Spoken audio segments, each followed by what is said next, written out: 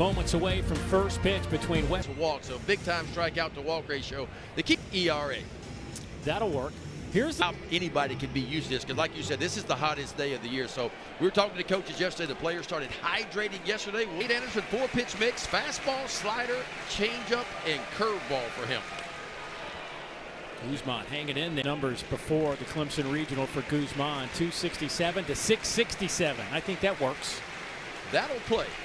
Here's the 2-2. Fouled off again.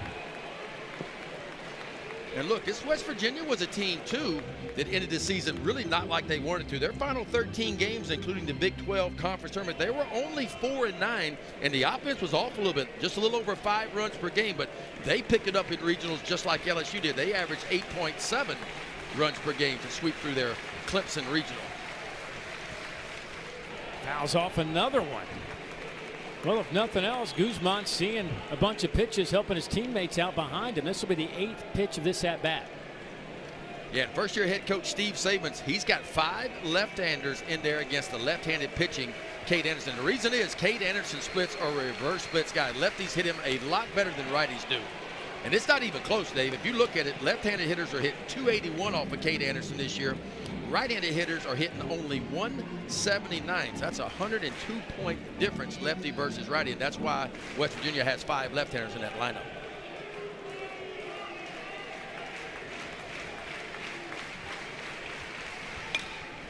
Got him to pop it up left side.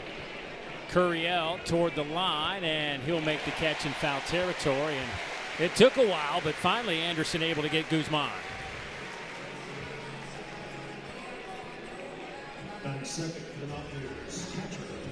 So Logan Salve will come up. Logan, their catcher at West Virginia, who has had just a really, really good career. His 3rd year at Boiling Springs, Pennsylvania. Been the regular starter behind the plate since he got to campus back in 23. All Big 12 first team. He has just been fantastic.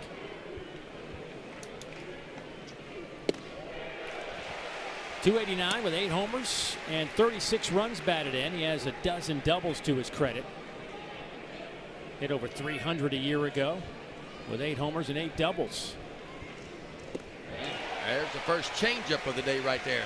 And Cade Anderson, when you talk about him, his pitches and how they play together, he's really good against right-handed hitters, throwing that fastball away and throwing that changeup out of the same window in the same spot.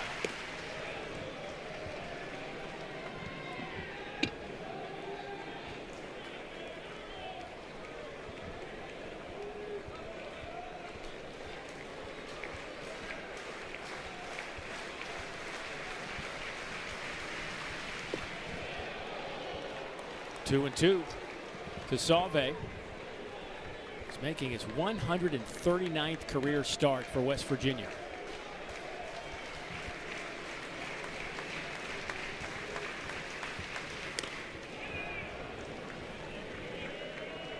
Well, the guys in the dugout getting a look at Cade Anderson's arsenal of pitches here in the top of the first. They're doing exactly what they want to do. Try to push that pitch count up, see as many pitches as you can. Because in a perfect world for a pitcher, you'd like to get through the lineup the first time and maybe save a pitch for the 2nd or 3rd time through. West Virginia's not allowing him to do that so far. Sharply hit right to 3rd. Michael Braswell to 3rd across the diamond. That'll be 2 down. This defense for LSU has been outstanding this year. .982 fielding percentage. That is #1 in program history. You look around that infield, Braswell, 3 errors on the year. Milam at shortstop, only 3 errors on the year. Dickerson over at second base, just 4 errors on the year. It's been a big strength of this LSU team. The run prevention has been outstanding. The pitching staff, #7 in D1 baseball when it comes to ERA, and that defense, top 7 in the country as well. 3-hole hitter Kyle West, the left fielder. First pitch he sees, fouls it straight back.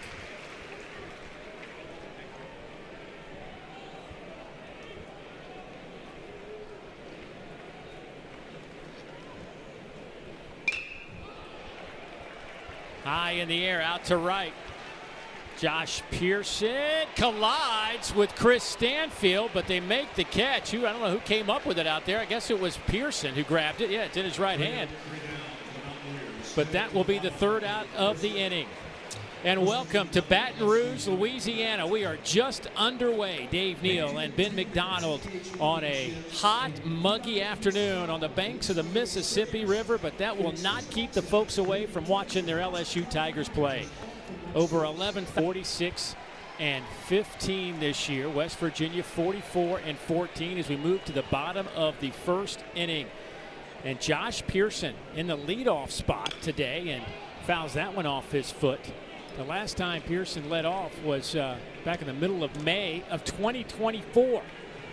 That was against Alabama. It's the 5th time he's led off a game since 2022. The senior, a crowd favorite here for LSU, getting the opportunity today. And the question begs, Ben, why? Well, he hits left-handers better. I mean, Jake Brown has kind of been the everyday right fielder for LSU.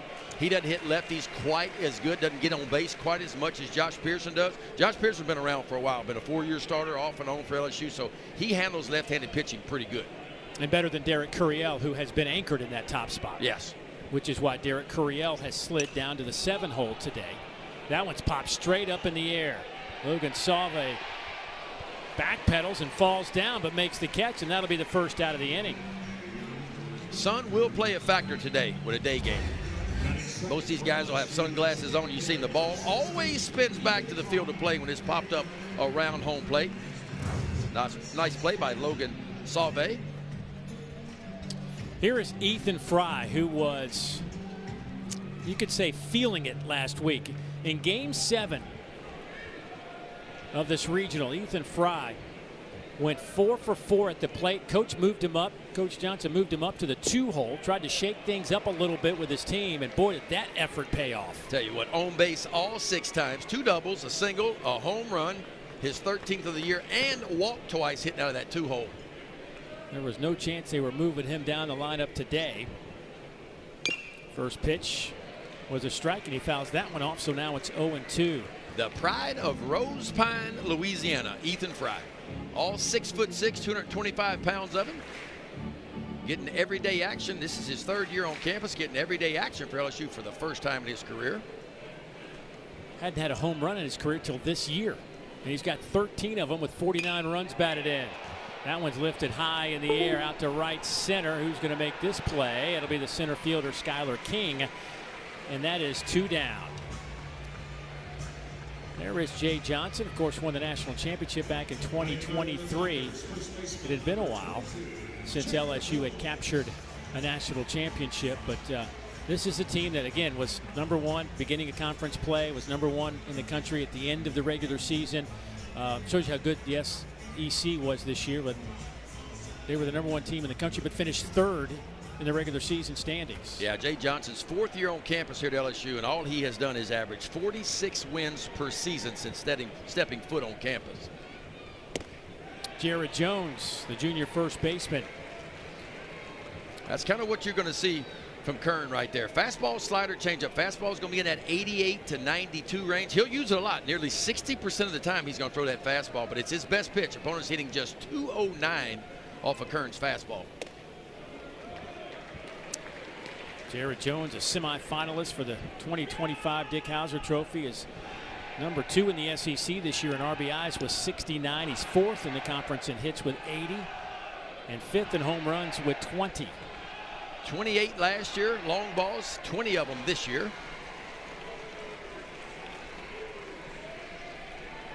We were camped out here for the regional last year, but you see the numbers for Jared Jones. I mean, last weekend we were here for all 7 of those games, and when he hit that home run in Game 7, he had been struggling. You could just see him running around the bases, yes, just kind of relaxing, but he had a tough at-bat there against Griffin Kern. You can see why this young was this year. They've been there 5 of the last 8 years, and back-to-back years for the Mountaineers in Super Regional play. Sam White, first pitch he sees off the end of the bat, just drops it in out in center field, so a good start for the Mountaineers here at the top of the 2nd inning. Steve Sabins, as we were talking about, for Randy Mazie, stepping away from coaching last year, just retiring and enjoying life outside of baseball. Steve Sabins, a longtime assistant for him, 9 years on the staff and really in charge of the recruiting operation over that time. Promoted to head coach, and all he did was win a school record 44 games this year. Yeah, I tell you what, pretty impressive for him. He became the 20th head coach in West Virginia history about a year ago.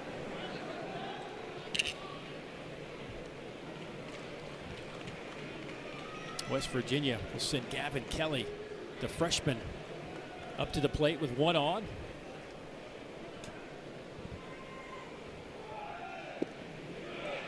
Kelly out of Pittsburgh, Pennsylvania. At second base, came out of high school though, ranked as the #1 catcher and the #7 overall player in the state of Pennsylvania. Yep. Second team all Big 12 this year. Both of these teams, same amount of runs per game this year. Both right at 7.9 runs per game. They do it a little bit different way. West Virginia doesn't hit a lot of home runs. Only 55 home runs on the year. They only hit 1 home run in regional play. So they have 55 homers on the year. LSU a lot more than that. LSU's at 97 home runs on the year. But West Virginia will bunt. They will hit and run a little bit more. And they will steal bases too. Over 100 stolen bases as well. That 55 home run mark for West Virginia, give you an idea, that would have been 15th in the Southeastern Conference this year. And you've looked at their numbers year to year. They hit 91 home runs last year, did West Virginia, but only 55 this year. But the runs per game are a lot better this year than what it was last year. That's shot out of play. That's because of their team batting average. They come in hitting right at 300. There are 6 players in this lineup hitting 298 or better for the Mountaineers. Boy, they had an unbelievable regional at Clemson. Swept through it, came from behind to win all 3 games during that regional round, which is the most comeback wins by any team in the regional round.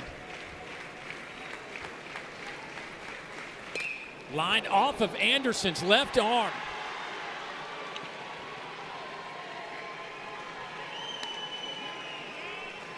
Boy, that popped him. It looked like right in the bicep area. Yeah. Near the elbow. Right around the elbow. I couldn't tell if it got him in the back or the front of that elbow, but it was a bullet off the bat of Kelly. Well, this is the last thing LSU wanted to happen right here. So first and second now after Gavin Kelly has the base hit, which followed Sam White's base hit, and Skylar King, their center fielder, to the plate. Skylar was leading off in the Clemson Regional last week. The junior out of Columbia, South Carolina. 3rd year junior. Yeah, you would think this would be a bunting situation with first and second and nobody out, but swing away. There's a square around. There's the bunt. Jones fields. He's going to have to go to first and throws, and they do get the lead out. But Steve Saban's with first and second. It's hard not to move him over in this situation, and he does so. And that'll take us to Jace Reinhardt, the 7-hole hitter. We'll see how LSU's defense is going to play this. See if the middles come in. Look like the corners are going to be even with the bag, but middle infielders are going to push back, so they'll concede the run with a routine ground ball. And here's Jace Reinhardt, a senior transfer. His first year with the Mountaineers, transferred in after 3 years at USC Upstate. So makes his home not too far from Morgantown in Mannington, West Virginia. And Nate Yeske, the pitching coach, on his way out. Yeah, I think he's just mainly checking on that. I noticed that first fastball after he was hit was only 91 miles an hour. Typically, that fastball is going to average for Anderson right about 93, 94. He'll push up to 96 every now and then.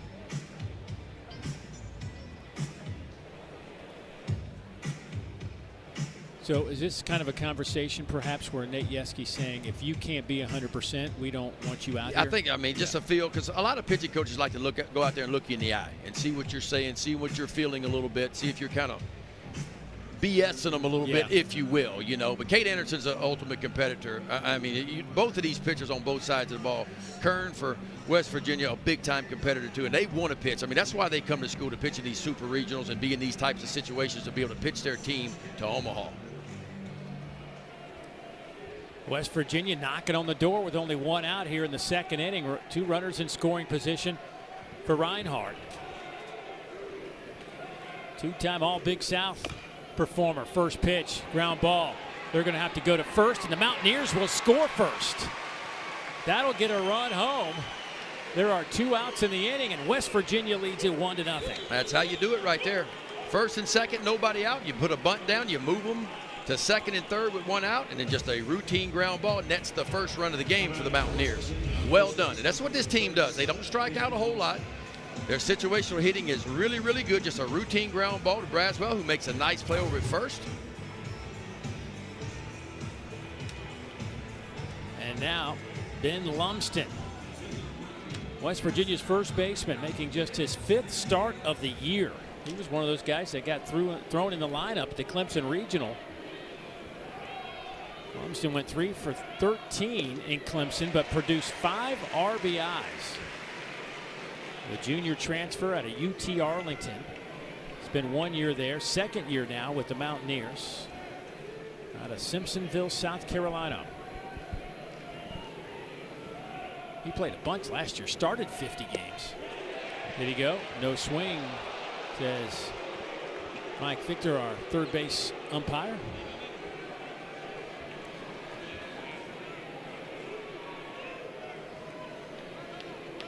Lumsden on the year, 156 with a homer and 13 runs batted in. And it's 1-2. That's the new pitch for Cade Anderson this year, that slider. It's his most used secondary pitch. And he can throw it to the lefties, the righties, and he'll throw it just about any count. And he's looking for what he does best all year long, a big strikeout right here.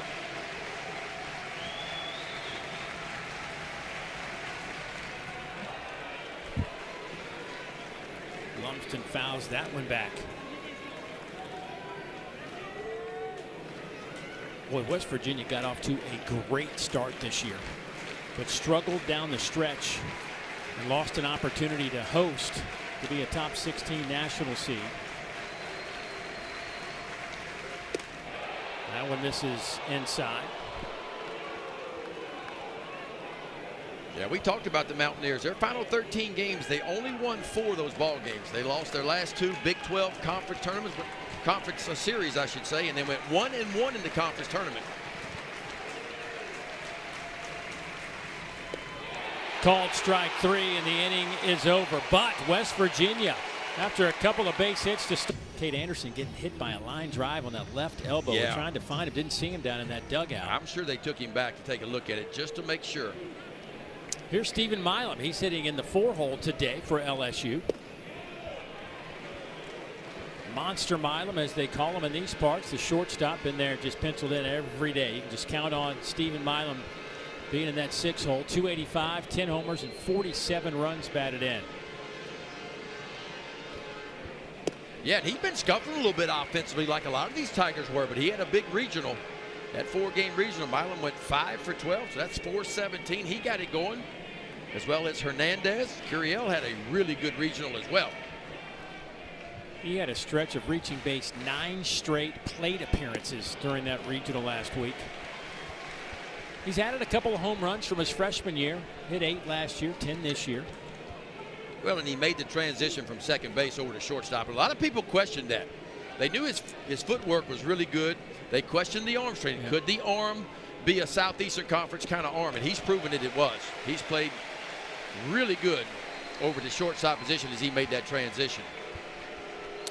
Griffin Kern had an exceptional first inning, got a pop up, a little fly out, and then a strikeout of Jared Jones in the first inning. He's behind 3-1 to Milam here to start the bottom of the second. Milam, 3-1 pitch to short, gobbled up there by Kresser across the diamond. Boy, Kresser made that look easy, and you know what, backhand pick. And this is a defense for West Virginia that struggled during their regional. They made 9 errors, Dave, in 3 games in the regionals and still came out of it. Matter of fact, they made 5 in their final game and won 13-12 over Kentucky. So the defense is going to have to be on point in this one. LSU's offense is too good to give extra opportunities. So far, the Mountaineers outstanding on defense today. Those 9 errors, that's a fielding percentage of .917 for the weekend. It's not very often you make 9 errors in 3 games and you go undefeated. I mean, that is rare, but that's how good their offense was able to overcome some mistakes on defense. Here's Luis Hernandez, senior catcher, transferred in this season, and boy, are they glad to have Mr. Hernandez. He's saying he got hit by that pitch, but the home plate umpire said, no, you didn't. 2-0 to Luis. Had 3 hits in each of his last 2 games in that regional. when he hit .533, 8 for 15. He had a 2-home run game against Little Rock. Yeah, he transferred to Hernandez from Indiana State to LSU this past offseason. Hit 23 home runs at Indiana State. Not quite those kind of numbers this year for LSU. A little bit of a slow start, but he has certainly heated up as of late.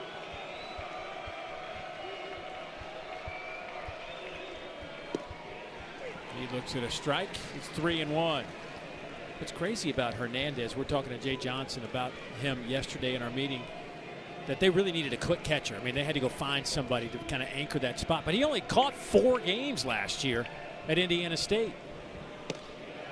Yeah, it was primarily a DH. Now, he had a real dude in front of him, a Gold Glove winner at the catcher position. That's why he didn't catch very much. But Jay Johnson said when he went and recruited him and got him out of the portal that he was confident that he could handle the pitching staff, that he throws well. And even though he didn't catch much last year, he'd be a big part for LSU, and he has been. The 3-2. Busts him inside. Boy, what a job by Kern. Down 3-0 in the count, 3 straight strikes, and gets Hernandez looking. Boy, I tell you what, all the way, that's what you call coming all the way back. Fastball, 3-2 count. Now, that ball might have been about a ball off the inside part of the plate, but well done by the catcher, Salve. He kind of stole that one and ripped it back over the plate. Big time pitch for Kern. And I love pitchers that like to finish inside. You get 2 strikes on guys, most guys are sitting back waiting, respecting the off-speed pitch, and he just buried that heater right in on the hands of Hernandez. Here's Daniel Dickinson, the second baseman for LSU, coming to the plate. And Griffin Kern is a horse, folks. I mean, 110 plus pitches in 4 of his last 5 starts. His last 3 starts, 127, 129, and 118. Sharply hit and bobbled there. Kresser just right underneath his glove.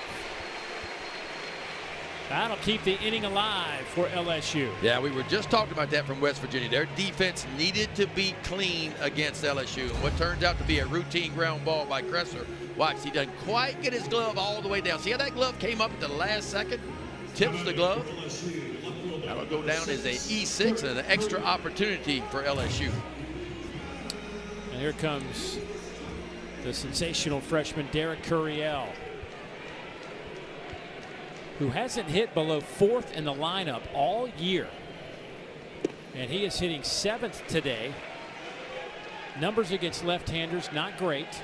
Curiel has not led off. He's been leading off, but this is the first time he hasn't led off since May 4th against Texas A&M. And of course, first time batting lower than 4th. Yeah, it's hard to knock Curiel as a true freshman in the year that he's had for LSU, but that's what he wants to get better at, is attacking left-handed pitching. He's hitting .216 this year off left-handed pitching. He's hitting .417 off right-handed pitching this year. Combined, it's a .341 average with 6 home runs for a young man that came onto the scene as one of the most highly touted true freshmen in America. Coming to campus, turned down some money to come here and started his career with 43 straight games reaching base, and in 38 of those 43 reached at least twice. Yeah, it's very rare that a true freshman steps on campus at a big-time program and actually contributes, but to contribute like he has, playing a premium position in the outfield and mostly hitting at the top of the lineup. 2-1 on that breaking ball. One thing we can say about West Virginia, they will not be intimidated in this environment. They played in some hot spots before, but they're 24-5 on the road this season, which is the best road winning percentage in the country. Yeah. They just believe in themselves, and if you look at their wins, they got 26 comeback victories this year. I mean, they've been down in ball games 26 times. They have come back and won, and boy, they have done it late in ball games too. Oh, that hit him. On a 2-1 pitch, Curiel gets plunked, and now they'll be at first and second, and the inning stays alive. Later in the game, in the 6th, 7th inning, if Kern's out there, but these are those extra pitches. Yep. He should be sitting in the dugout right now. And you just wonder how many extra pitches he'll have to throw this frame. Yeah, and with this heat today and this humidity that's in Baton Rouge today, it's going to be tough for everybody. Here's Michael Braswell III, the senior, Second year at LSU, transferred in from South Carolina. See the wind blowing. Thank goodness there's a breeze today because it is steamy, steamy, steamy here in Baton Rouge, but wouldn't expect anything else in June. It is June in Red Stick, and this is what you get.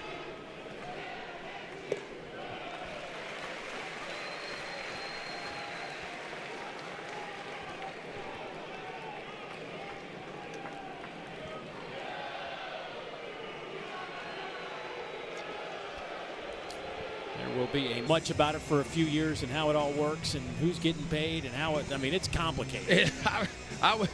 I was trying to read the articles this morning and figure some of it out, but it is super complicated to try and figure it all out. Here's what you need to know. There'll be money distributed by the universities to the student athletes now, directly. At the end of the day, there's a lot more to it, but yeah, ultimately everybody's going to get a piece of the pie.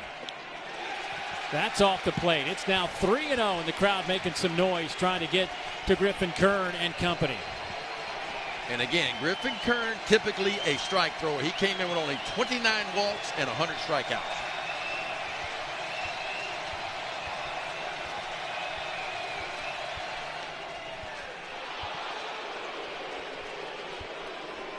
No matter where that pitch was, the crowd was going to boo if it wasn't a ball. Well, what we're seeing so far in the sample size is maybe you get a little bit of extra on the inside part of the plate.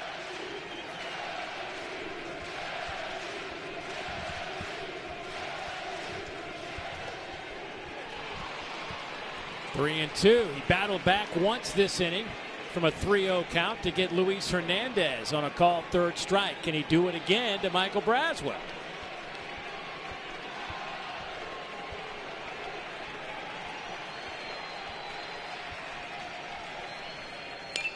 Fouls it straight back. 89 miles an hour.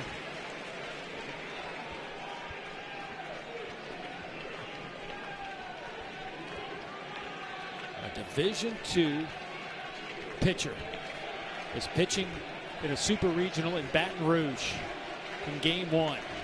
You just never know where you're going to find him. Popped him up right side. Reinhardt coming in, and he'll make the catch. We excelled. That was probably our best interview with Coach. That's as fast as we could do it.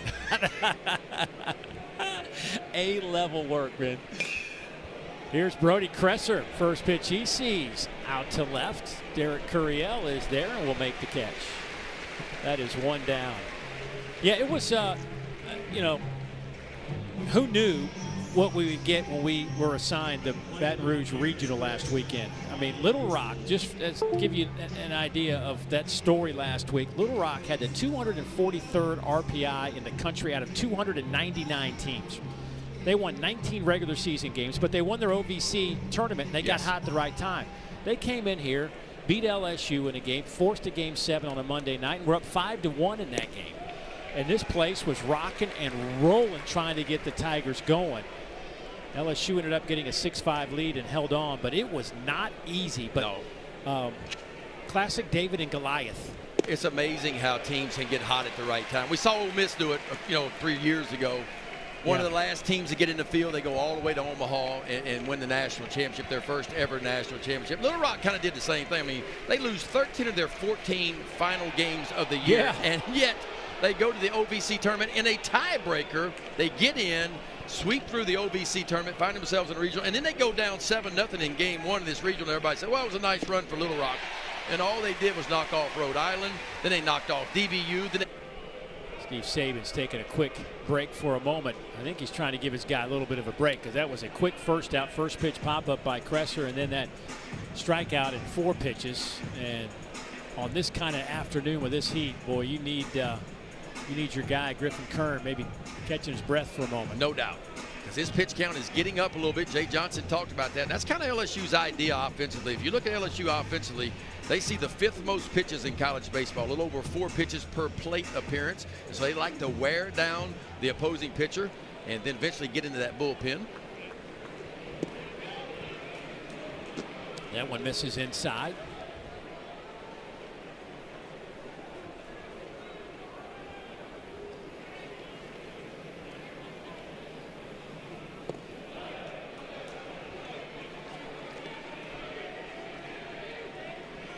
Salve, a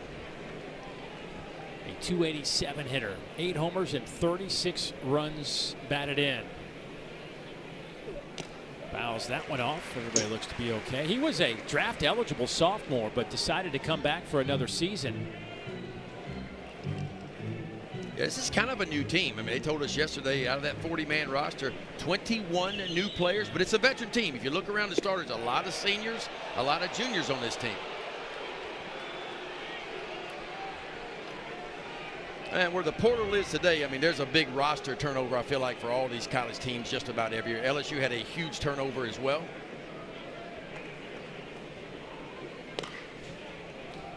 Three and two on Salve. Yeah, Cade Anderson respecting that power of Salve. 8 homers, as you mentioned, on the year. 3-1 count. Think if you get in fastball, and Cade Anderson takes a little bit off with the changeup to get back in the count 3-2.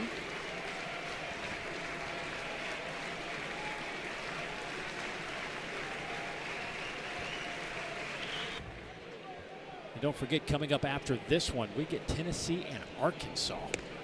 That'll be fun in Fayetteville.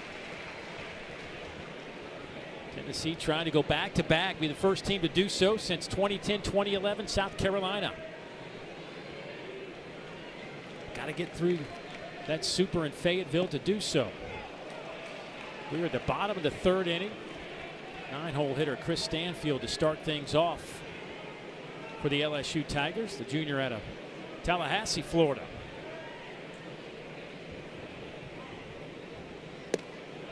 Checks his swing. Stanfield transfers in from Auburn and just grabbed that center field spot right away. .310 average with a home run and 24 runs batted in. Well, I'm telling you, there is room on the inside part of the plate to right-handers. And if you can get it there, it's going to be money for either one of these pitchers, Kern or Anderson. Kern threw 24 pitches in the second. He had just a 10-pitch inning in the first. But I love the way he's pitched, though. He is shoving that slider and he's shoving that fastball inside to right. He's trying to speed that bat up, and he'll eventually get to that changeup.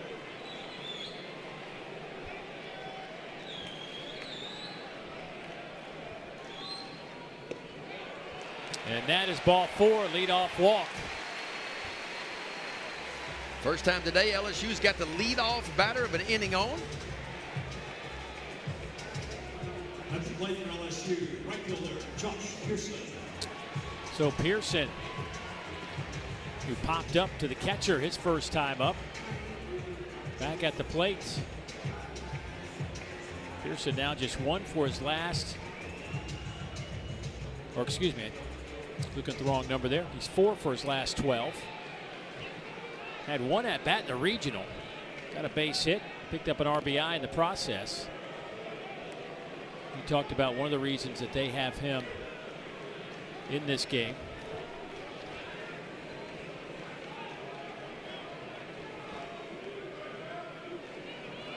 Is his ability to hit left-handers. Yeah, he actually hits left-handers, Dave, better than he does right-hander, and that's why he's leading off. He's hitting .324 as Josh Pearson coming in against left-handed pitching, .284 versus right-handed pitching.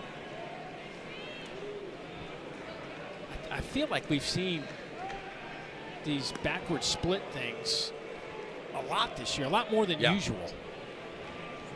Sometimes it doesn't make sense because a lot of these kids grow up, you know, in travel ball, high school ball, lefty versus lefty. It doesn't give them a problem. It seems like they get the pro ball and they go, oh, by the way, you can't hit left-handed pitching. You know, you're going to be a platoon player. But Pearson's one of those reverse splits guys where he can hit the lefties or the righties, and much better against left-handed hitting pitching, I should say. And if you watch him, the reason is he stays in there. And you talk to any, and look, Kern's a tough guy to stay in there on, because if you watch Kern pitch, he throws across his body. If you see where his right leg steps, it steps towards that first base dugout. So he's throwing across his body. And if you're a left-handed hitter, you got to almost feel like the ball's coming at you. This could be 2. They're going to get the out at second and stop right there. So Pearson will be safe at first, but Stanfield heading back to the dugout, and that is the first out of the inning.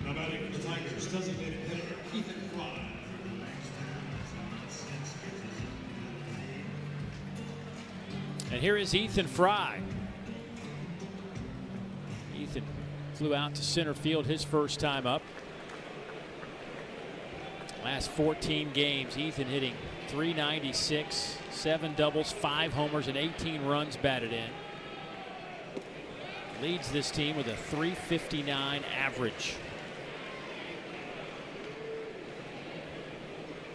And I would say in the regional that works. Yeah. Yeah, and 4 of those six hits came in Game 7 of the regional.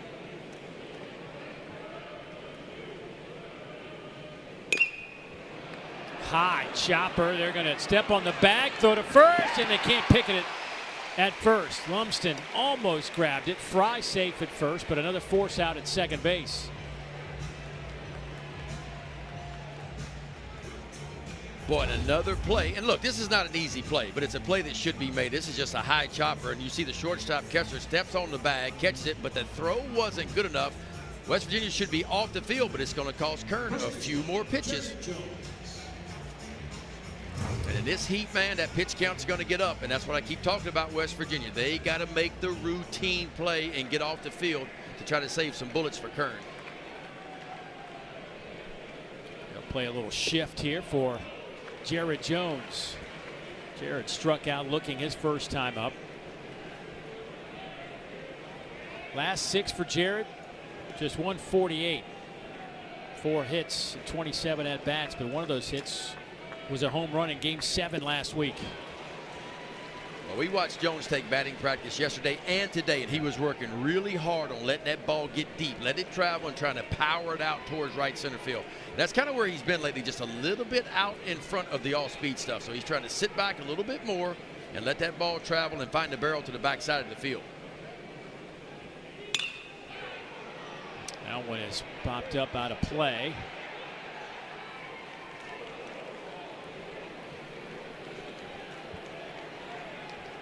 For his career, his 3-year career here at LSU, Jones, .310 hitter, 62 career home runs, 40 doubles, and 173 runs batted in over 182 games. Yeah, it's the most home runs by anybody in LSU history in a 3-year career. The other guys ahead of him played 4 years at LSU, but he's got the most in a 3-year career. Furness and Cressy, impressive dudes in front of him. Did he go? No swing. There's Jason Bradley down there at first base. And of course, if Jared Jones decides to come back for his senior year, that record would be in jeopardy because it would only take, what, 18 home runs to get there, and he would probably do that. 28 home runs last year, 20 this year.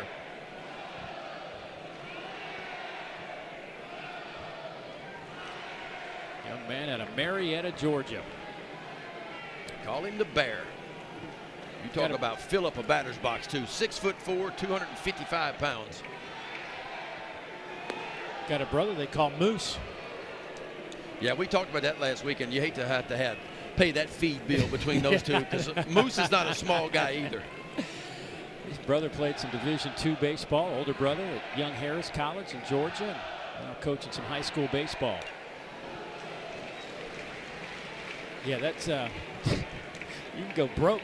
Those two in the house. You better find a buffet with those two.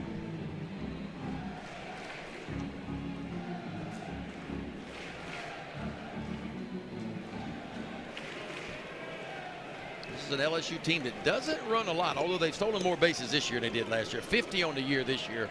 LSU only stole 39 bases last year.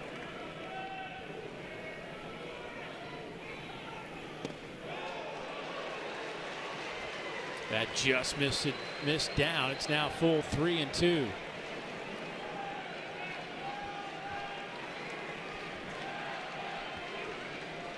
Two down in the inning. Ethan Fry over at first base. West Virginia trophies. Their 17th Super Regional appearance. Well, this one off the bat of Kyle West, underhand toss from Dickinson in time, and that'll be the first out of the inning. I mean, really, there is, when you talk about college baseball, the standard, the royalty in the last 30-plus years, it's right here. The Intimidator out in right field kind of displays that. Matter of fact, nobody's won more national championships in this super regional field than LSU with those 7. Yeah, when you talk about attendance, it seems like LSU leads the nation in attendance every year. There's routine 11, 12,000 just about every game here in Red Stick. They love them some baseball here in Baton Rouge. Mountaineers never made it to the College World Series, but they have been really good over the last 3 years as Sam White fouls that one off. They're 124-58 over the past 3 seasons. 3 straight NCAA tournaments, and this is back-to-back super appearances for the Mountaineers. 42 wins average per season the last 3.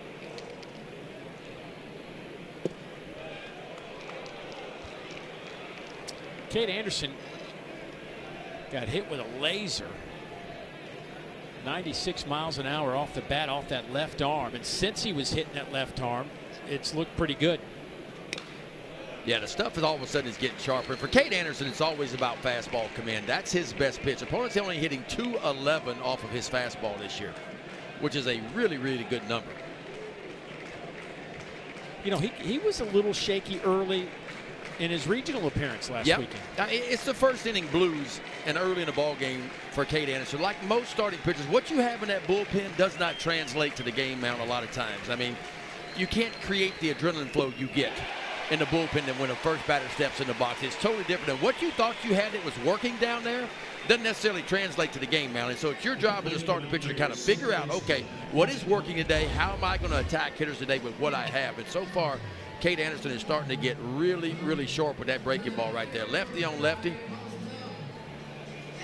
Mechanics are really clean, and that's why a lot of scouts and GMs like Cade Anderson. He's one of the few collegiate pitchers that actually project out at the MLB level to be a starting pitcher. That's what they love about him.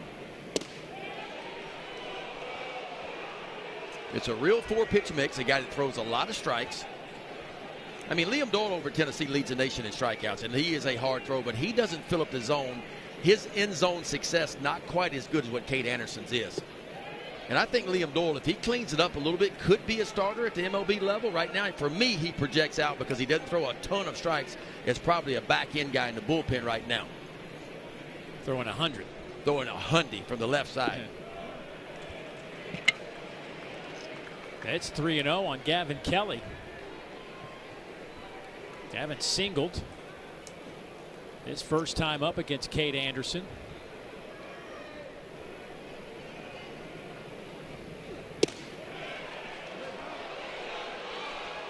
Boy, that'll be 4 straight off the plate.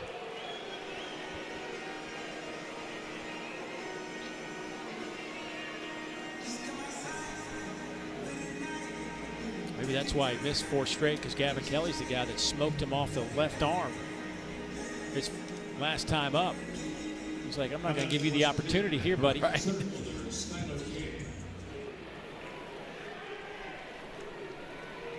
Skylar King now with 2 down. Skylar with a sacrifice his first time up.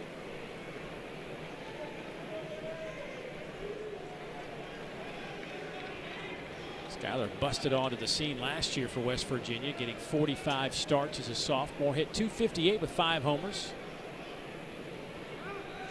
Been struggling a bit, which is one of the reasons he's kind of slid down in the lineup over the last 10, just 2 for 32, but went 1 for 11 in that Clemson regional.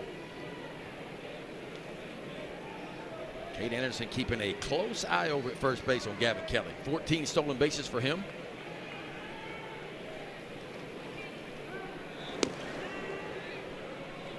And these are the things that we talked about, the lack of home run production. This team not built that way, but when they get runners on base, it really, the term that you hear coaches say a lot, stressful pitches, stressful moments for guys because of their ability to kind of force the issue. That one's fouled out of play. They want to speed you up. Speed you up, force you into a mistake, and they hit really well with runners in scoring position, something they do, West Virginia does really well.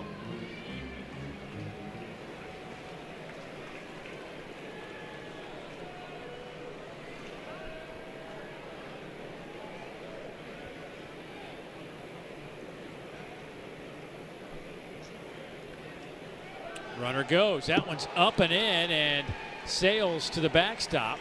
But there it is. The run game maybe forcing that pitch to get past Hernandez. It just speeds you up just enough where sometimes the command and the control not quite as good as it normally is. That is the 15th stolen base for Gavin Kelly. Got a little bit of mojo going. Only played 2 and got to rest a little bit. And then obviously in between these regional and super, you got a little bit of downtime. We're getting treated like kings here. We're flying on charter flights across the country, getting warm towels and hot cookies and the whole thing. And so I think our guys are recovered and ready to roll. Hey, how is this heat affecting any decisions you might make? Nothing up at this point. Just a lot of Gold Bond. There's like a floating powder going on in our dugout at all times. It's like a fog down there. Yeah, it's a fog over here. So our guys are gold bonded up, drinking a lot of water. Our strength coach Chandler Geller does an incredible job just keeping our guys hydrated and healthy and ready to roll. All right, but hey, it's been a great season. Continued success as this moves on. Thanks a lot, guys. Good See luck, ya. Coach. Our first time to kind of hang out with him yesterday, and man, he's an impressive, intense, tells it like it is. Yeah, man, there's Just no kinda gray area. in your face kind of dude. I love that. I can see why he would be somebody you want to play for, though. Yeah.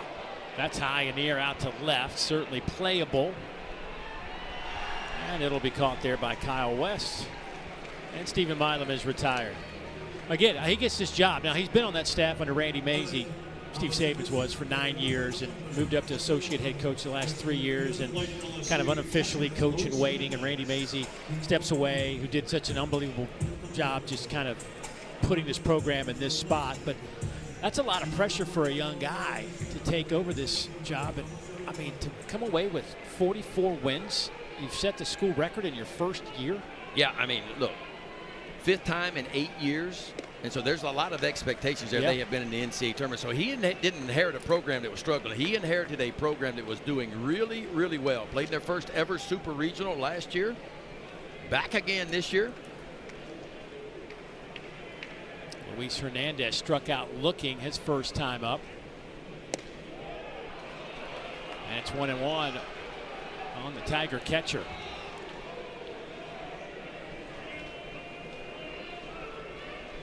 LSU has yet to get a hit today. Yeah, Griffin Kern has been outstanding to this point, too. And I think a couple of things that stand out. He's been behind 3-0 on a couple of batters and came back to get strikeouts. Yeah. Well, he saved his best for last. I mean, you look at his last 3 appearances, one in the Big 12 tournament, a start, and then a start, and of course in the Clemson Regional, and a relief appearance as well. 2.1 ERA over his last 3 appearances. So he has certainly saved his best for last. And this is a guy now approaching 100 innings of work on a year. 1-2 on Hernandez. Oh boy, that was. Yeah. That has been called a couple times today. Yeah. Not called there, but a really good pitch. And that's what I like to do. I like to watch where the catcher sets up, where Save sets up, and how close Kern can come to hitting the glove. That's when you know a pitcher's on his game. And again, both of these guys are typically control and command guys that fill up the strike zone. Oh, that catches him right on the knee.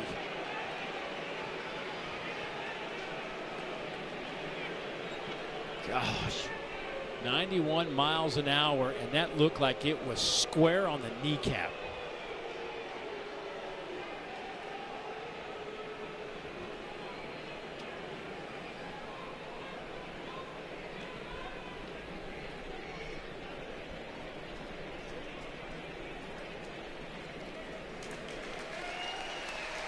I mean, it ain't. Except you and me, we're not nicked up. We're doing all right. Yeah, we're hanging in there. In the air conditioning confines of the press box.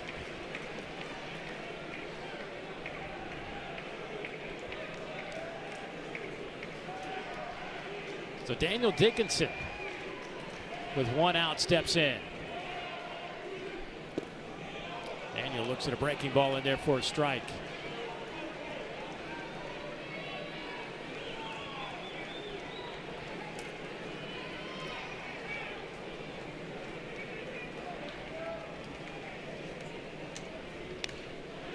Fouled into the net. 1-2. Dickinson, junior transfer from Utah Valley, makes his home in Richland, Washington. In 2 years at Utah Valley, hit a combined .369 with 27 homers and 95 runs batted in. And last year was just, I mean, his season he put together last year was crazy. 367 average, 18 homers, 14 doubles, and let's not forget the 32 bags he stole. Well, he was one of the top guys in the transfer portal, top 5. Jay Johnson was able to go out and get him, and he has played a wonderful second base.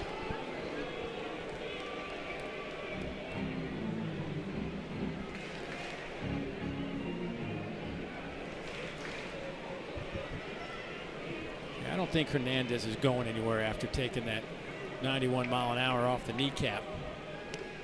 And that one catches Dickinson.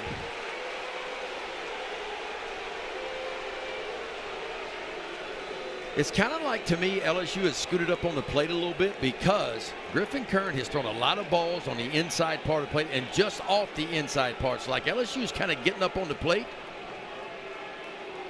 And I think Steve Savage wants to see if Dickinson didn't kind of lean into that one.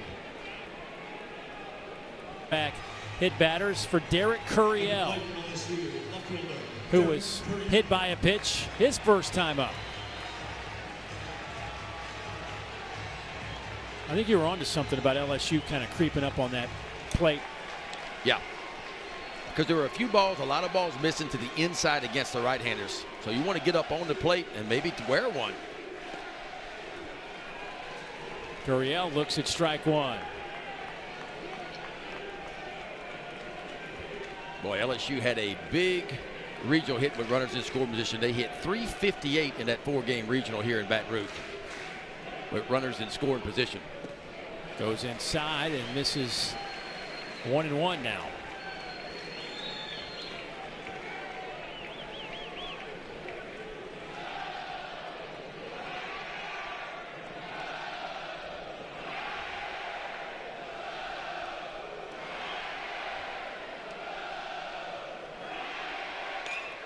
That one's down the line in left. Kyle West to the wall. Gone! Home run! Derek Curiel.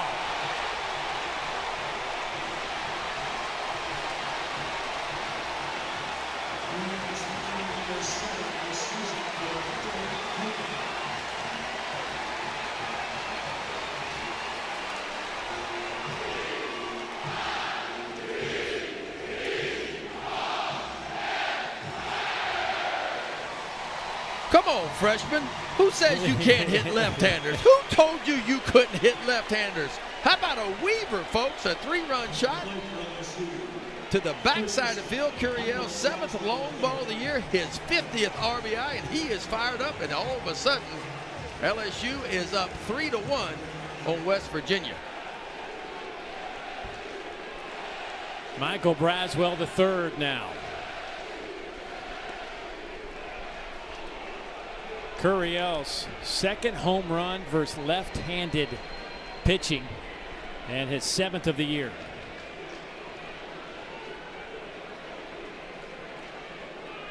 Boy, didn't clear that fence by much.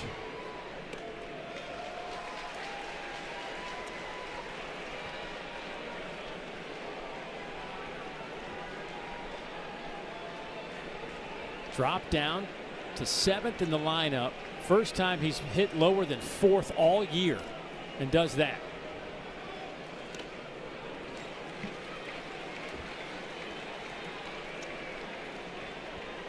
Boy, the 2 hit batters, I mean, stating the obvious here, but free passes, man, whether they're walks, hit by pitchers, or they get on by error, they're free passes, and they will come back to haunt you. for a long time. That or on eBay tomorrow, one or the other. There you go. Check the phone. Yeah, we got you. We got you. Y'all see me catch that? That's the best catch I ever made.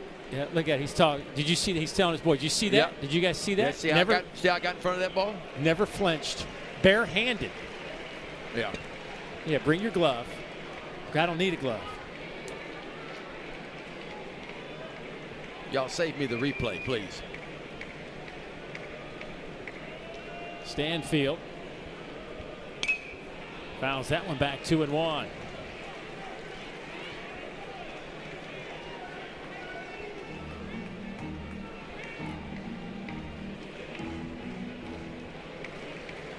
Shortstop today. Both of our shortstops have taken routine ground balls and just kicked them. Only the 4th error of the year for Steven Milam. And he is positioned perfect. Just a routine little 3-hopper right to him. That ball comes up on him right at the end, gets in the heel of the glove. First baseman, Lumsden. This LSU team has been so good defensively, best in school history this year, fielding 982 coming into this Super Regional, which would be a program high. I mean, that's what this roster was built on, was the pitching and the defense. And Jay Johnson hoped he would have enough offense to get him to Omaha, and he hoped that offense would get going a little bit. But it's the best team ERA since 2015 for LSU, and as you mentioned, the best fielding percentage in program history. And that's a mouthful, because there's been some really good defenders play for LSU over the years. Lumsden swing and a miss, 0-2. I mean, you think about DJ LeMahieu, you think about Alex Bregman, think about players like that that have come through this program, and this team has fielded better than anyone.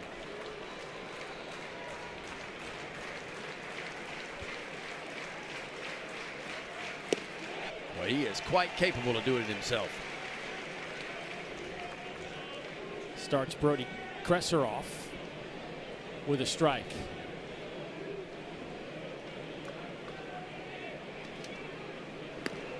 Yeah, you talk about growth, and if you're a pro scout or a GM, you want to see growth from year to year. And when you look at Cade Anderson, I mean, he walked last year in his freshman year. He walked 20 guys in just 38 1/3, and all he has done this year is walk 27 now in over 100 innings pitched.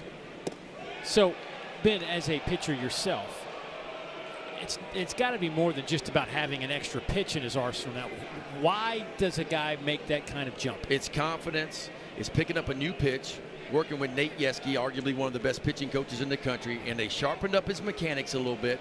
And look, you grow into your body as a young guy. As a freshman, you're just kind of feeling your way, man. You're just trying not to make mistakes, trying to feel what the SEC is about, what big-time college baseball is about. I mean, Cade Anderson last year in SEC play had a 27 ERA for LSU. This year, he was outstanding. He had an ERA about 3.8 in SEC play. So it's been growth. You pick up, you get a little bit stronger. Didn't go play summer ball. Worked out in the weight room.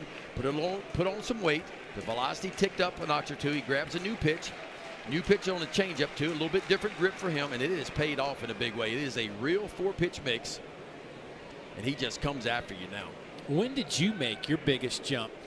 When you felt like, you know, I don't know if you ever figured it out, but when you felt like you really got to that point you needed to be at? I think it was the summer of my freshman year. I went off to the Alaskan Summer League and got to pitch a little bit more and really started to grow into my body a little bit and figure some stuff out, you know. It just takes mound time, you know. Yeah. And from New York City, but he spent some time in a rural Georgia high school. Boy, barrels that one out to right. That'll be a base hit for Guzman, but the young man went to a rural Georgia high school called Rabun Gap Nakuchi School. yeah, he's built almost like a football player. I mean, those thighs are large, and that's a really nice piece. You see where his nose was? Watch him just go down and put his nose on his ball. Lefty on lefty matchup. He just hangs in there, a bullet to right field. He can hit. Came in hitting 337. Oh, I love this West Virginia team, man. They ain't got no quit in it. And we talked about it. I mean, 26 times this year they have been down and came back to win. So being down is kind of right where they want to be in some ways. In their comfort zone. They did it 3 times in a row in the Clemson Regional. Matter of fact, they've won. They were 2 years ago. They went 3-0 in their regional. This year, 3-0 in the regional.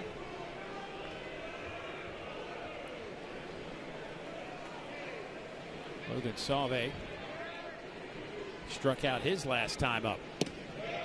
Back-to-back changeups for Cade Anderson. So now all of a sudden, he's starting to work in that changeup a little bit more. He's done a good job of shoving fastballs to the inside part of the plate to speed up bats. Now he's trying to slow the bats down with some changeups on the outside part. 2 strikes. How about that right there? 684 winning percentage when they are trailing.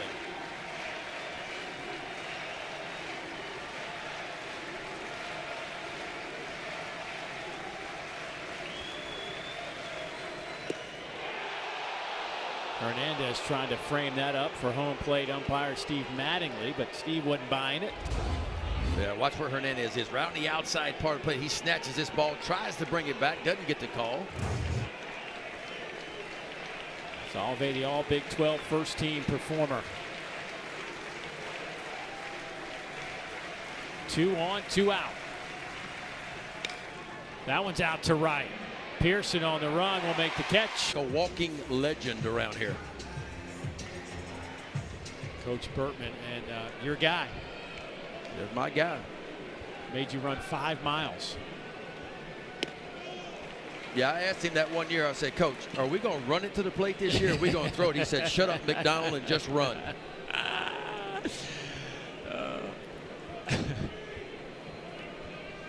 That's not part of the game anymore. No. There's a strike to Pearson.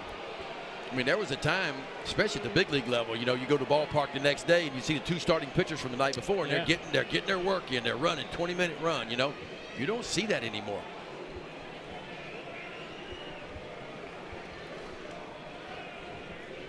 Coach Burtman's last national title in 2000, his first one 1991. The reason that this program has been the gold standard. Well, Skip believed if you build it, they will come. And he built something here in Baton Rouge many, many years ago. Didn't take him long either. I mean, his second year here, they go to the College World Series for the first time. Been 19 times. Trying to make it number 20. And really the driving force behind this ballpark that we sit in now that is as good as any in America. There are so many fantastic ballparks now in college baseball. Just last week, our Game 7 on this very network, we had a million people watching the regional final game against Little Rock and LSU. I mean, it is crazy to where this game has gone. Skip Burtman, a big part of that as a whole. Skip tells the story when he was at the pitching coach under Frazier at Miami. He comes to LSU. LSU's trying to convince him, and he says the first time he came here to watch a game when they were recruiting to come, there were more pigeons in the stands than there were people. And there were. I mean, it was a time where back in the early 80s where only girlfriends and moms and dads showed up. Yeah. And he's built that to where there's nearly 12,000 every night. Good to see him here on this hot day. Josh Pearson looks at a strike, 3-2. Griffin Kern up to 82 pitches now. Last inning, hit back-to-back batters, and then Derek Curiel with a 3-run homer. That ball smoked out to right. Reinhardt watches it bounce off the wall. Pearson will stop. And 7 strikeouts for the freshman. Pretty good arm, though. Fastball is going to tick up to 94. He's got that little pitch right there, a slider and a changeup as well. He'll face Ethan Fry, a 2-hole hitter for LSU, as hit into a fielder's choice and flew out to center field.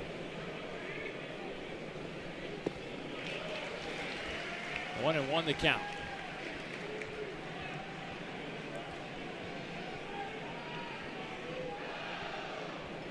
Can't remember the last time I saw a pitcher with a number 1.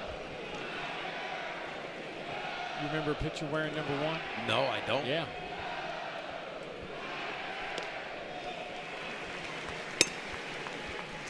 Didn't pitch last year because of an injury. Jeff Muir, who's handling stats, says R.A. Dickey wore number 1. It's the only one I can think of.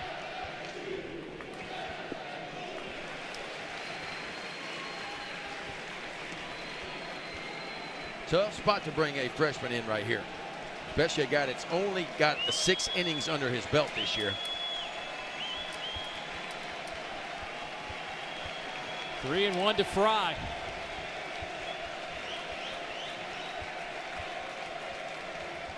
Boy, that one just slips right out of his hand. Over the top of Fry's 6'6" frame. So now there are 2 on. Well, when you sweat as much as you do today, and you can see Glasscock out there trying to wipe the sweat off his hands, you got to really use that rosin bag today to try to keep the sweat from getting on your fingertips.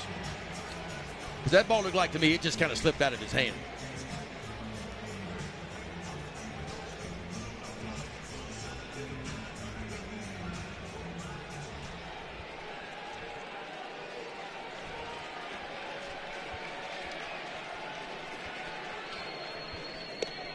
That one stays up.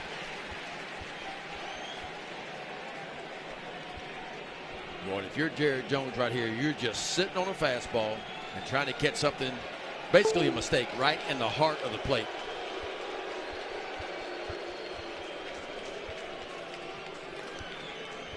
Well, this is a big stage for Glasscock. He only pitched 3 innings in Big 12 play this season.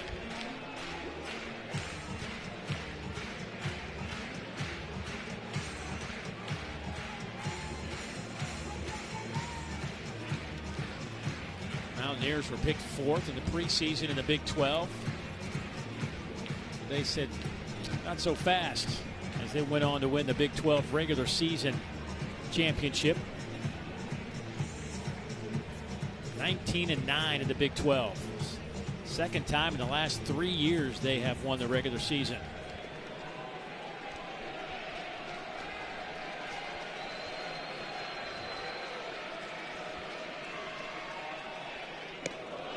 And that one's up and in on Bear Jones.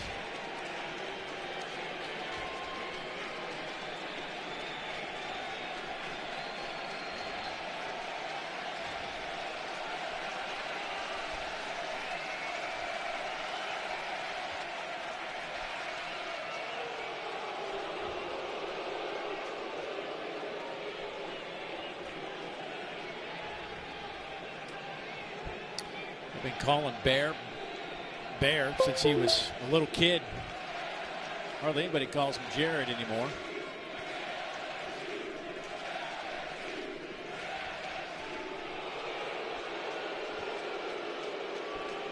Cole Furman, the left-hander, up in that bullpen for West Virginia.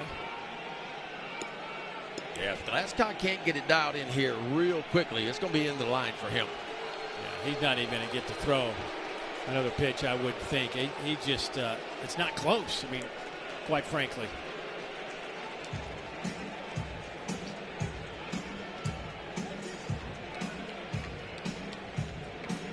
And a 3-1 game and nobody out here in the 5th. If you're Steve Saban, you just can't let this one get away from you. You got to bring in one of your more trusted relievers is what I would say. Try to keep it close. And again, this West Virginia team used to coming back. Being behind, no problem for them. 26 victories on a year when they've been behind.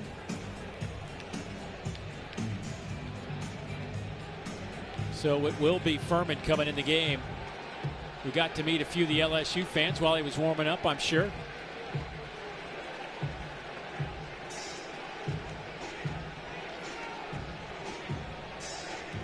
So we will step aside. LSU trying to add to this 3-1 advantage here in the 5th. Second and nobody out. And a 2-0 count, by the way, on Jared Jones. You just feel like this might be a defining moment in this game right here in the bottom of the 5th. 92 off the plate to Bear, and it's 3-0. 3-pitch mix for Furman. Fastball, breaking ball, and a changeup. He's heavy on the fastball, too. He uses his fastball typically about 69% of the time.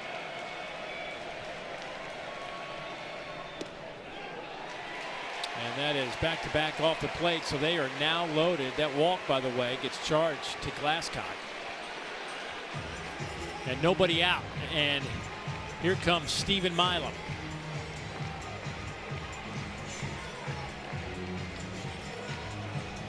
Now batting for LSU, shortstop, Stephen Milam.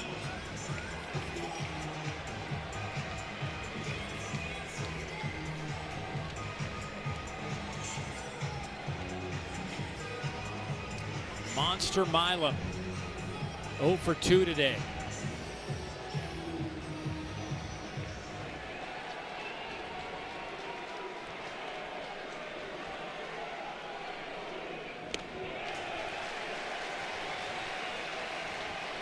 Milam, the switch hitter in this lineup. 282 overall, 10 homers, and 47 runs batted in.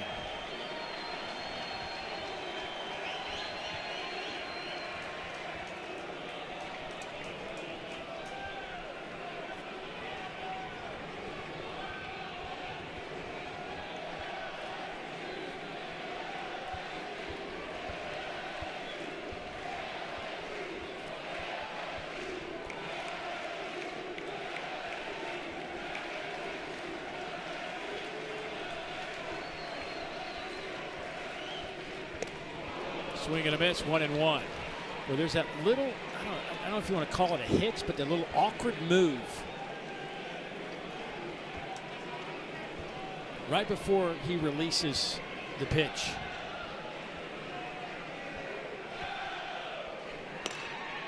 Popped him up right side. Lumsden toward that netting, and that'll fall into the seats. Yeah, it's almost like he's really slow when he picks his leg up. Then it's kind of herky-jerky and he gets quick. And that's the kind of to throw your timing off if you stand in the batter's box. That fastball will play a little bit better than what the velocity will show because of that. Slow when he picks it up, and then he's kind of herky-jerky going down the slope.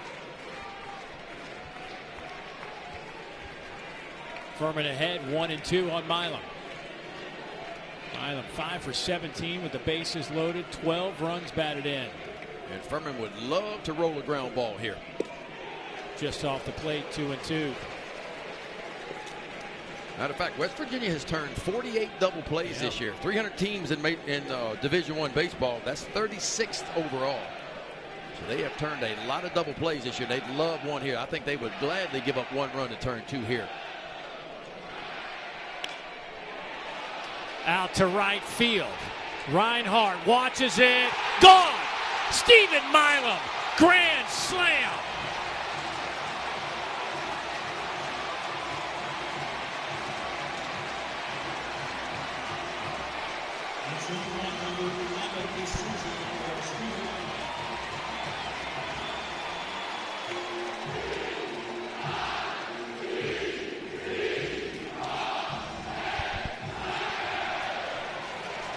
The monster in the house. Hyundai Mill Monster Milam. His 11th long ball of the year, his 51st RBI, and LSU has busted this one open 7-1 here in the bottom of the 5th. But that ball just seemed like a fly ball off the bat, but it kept carrying and carrying. Wind pushing slightly out towards right field. Monster Milam gets one up in the wind and it rides it out of here. So LSU, 2 swings today have netted them 7 runs. A 3-run shot by Curiel and a grand slam by Milam.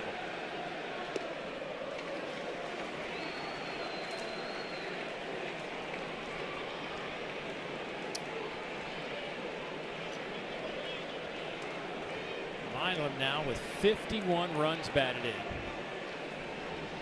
To take over the 2nd spot on this team behind Jared Jones. Hernandez swings and misses.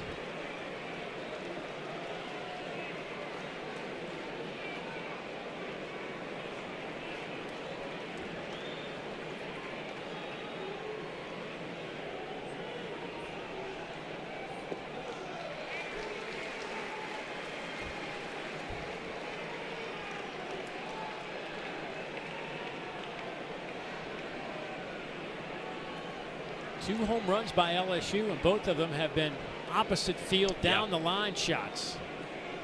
That didn't get out by much. Curiel with a 3-run blast. Back in the 4th inning, and now the grand slam here in the 5th. Milam's first career grand slam. That's his dad. That's what he says. My dad's Steve. I'm Steven. Dickinson squares up to bunt. There he is.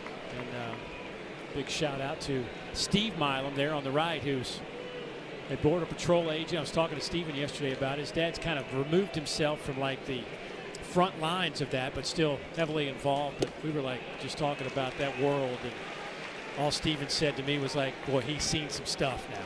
You know he has. But thanks for sticking your nose in that stuff, Steve. Appreciate it.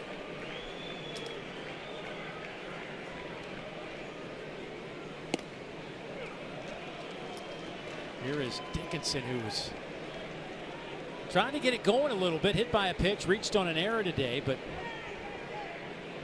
kind of a quiet bat, if you will, lately.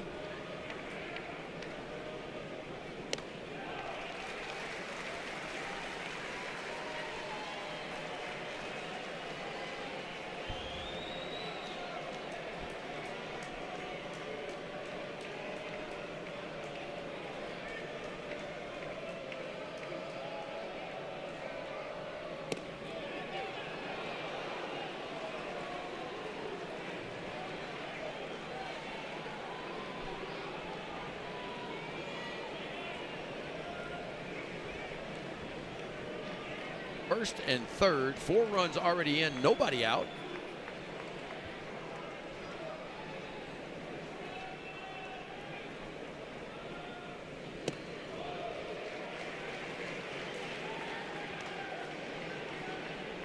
Fastball, slider, changeup mix, or a 3-pitch mix for Tyler Hudson.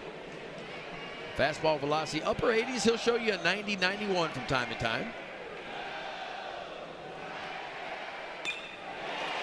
Blistered out to center. That'll drop for a base hit. It'll be 8-1 LSU. And Curiel with his 4th run batted in today. He's kind of enjoying that 7-hole.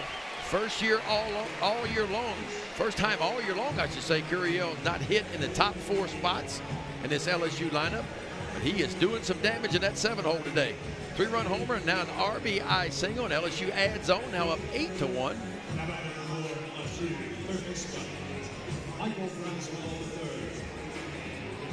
Michael Braswell III now coming to the plate. First and second. Dickinson at second.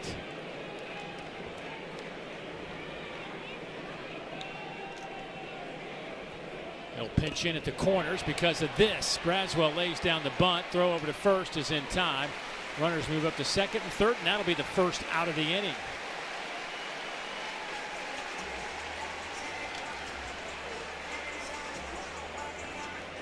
And here comes Chris Stanfield to the plate. Well, and if you're West Virginia here, you got to pull the infield in, and you got to try to create a ground ball if you're Tyler Hudson. Well, Stanfield, the junior center fielder, been named one of 3 finalists for the inaugural Tony Gwynn Trophy, honoring NCAA baseball student athletes who exemplify the Gwynn legacy of philanthropy.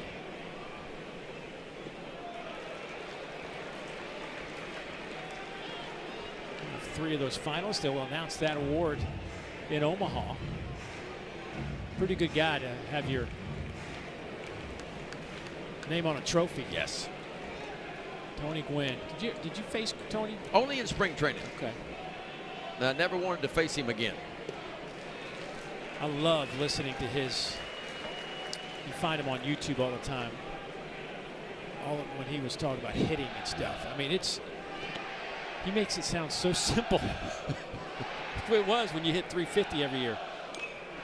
That's like when you talk to Hall of Famers, you know, they make it sound, I mean, I work a lot with Jim Palmer, you know, Hall of Famer, won 20 games, I don't know how many, 6 times, whatever. And he just, hey, you just catch it and you just throw it, you know, just go down the slope, you just throw it to the glove. I was like, Cakes, it's not that easy. You make it sound, it's not that easy. But and look, Frank Robinson was my first manager in the big leagues too, and obviously Frank Robinson a Hall of Famer too, and he made it sound so simple to hitting, you know. But Tony Gwynn's approach to hitting, and he always said, and I watched a lot of those videos too about. Well, that's a Tony Gwynn approach right there. Base hit left side, 2 will score. Dickinson, then Curiel, and LSU has opened this one up with a 7 spot here in the 5th. Batters have scored. The only out is a sacrifice by Braswell. 7 runs, 4 hits, 3 walks, 1 hit batter this frame.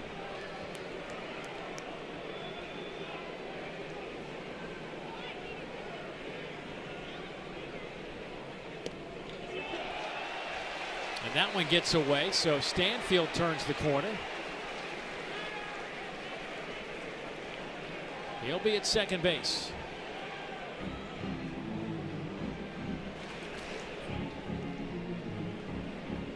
Cade Anderson continues to sit in that dugout. But I'm going to tell you, you don't mind that as a starting pitcher. When they putting up crooked numbers, you'll sit there as long as you need to. Now, if you know Cade Anderson, he's probably doing a little bit of everything in the dugout right now to stay loose. High in the air. Shallow right. Reinhardt charging in will make the catch. That'll be 2 down. Well, heck, Anderson might be in the air conditioner. That's where I'd be. In this kind of heat, I'm like a dog, man. I'm just looking for the vent to lay on. I'd be sitting down in that tunnel where that air conditioner is, and the shade is where I'd be. It is a hot, hot day. Yeah, maybe the hottest day of the year here down in Red Stick. Feels like temperature up around 104.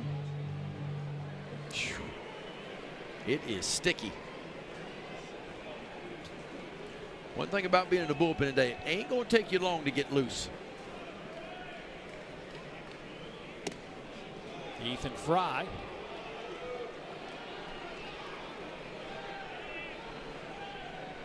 There is Cade Anderson. Got his glove in his hand. He is ready to go.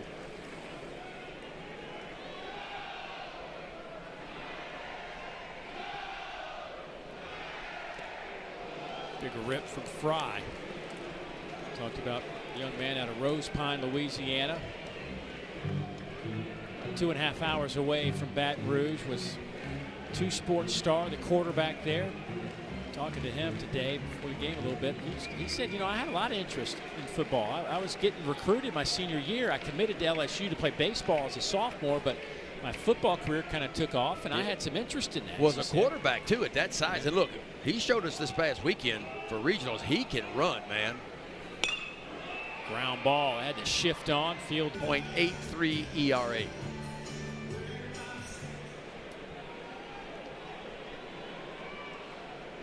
He will face Kyle West to start things off. Kyle, the 3-hole hitter, followed by Sam White and Gavin Kelly.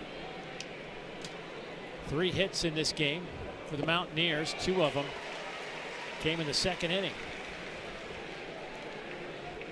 And Cade Anderson has been able to keep all that momentum that LSU dugout too. His team went out and gave him a 3 spot in the 4th. He stacked a 0 in the top of the 5th. Well, they had to shift on. Braswell, the third baseman, was playing shortstop. Milam was over there on the second base side of the bag, and that's a base knock, and a good job there by Kyle West. His first hit today. Well, that's how you hit 347 on the year, and that's what Kyle West is hitting. Be able to use the backside of the field. Pitch you away, that's exactly where I'm going to hit it.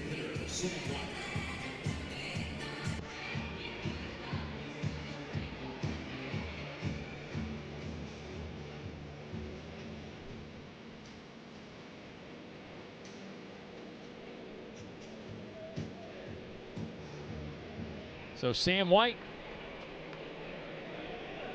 trying to keep it rolling here for West Virginia in the 6th. Designated hitter, a 3rd-year junior out of Aurora, Ontario, Canada. Well, he got plunked. I don't know if you saw this or not, but he got belted right in the rib cage in Sunday's game at Clemson Regional. Coach Saban was talking about how bad that bruise was, but no broken bones. Sharply hit. That is off the glove. A fair ball that's going to bounce off the netting. It'll be 2nd and 3rd now for the Mountaineers. I'm telling you, if you're waiting for this team to fold up and go home, they will not. They ain't got no quit in them at all.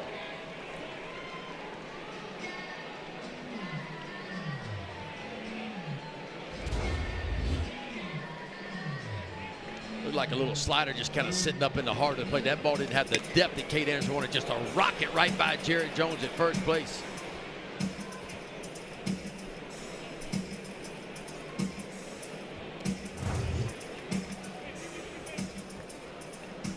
We talked about Cade Anderson and his reverse splits, right? I mean, left-handers came in hitting 281 on Anderson. He's getting 5 hits a day. 4 of those base hits by left-handed hitters. Why do you think that is? I just think his changeup is really good against right-handers, and he doesn't use it a lot against left-handers.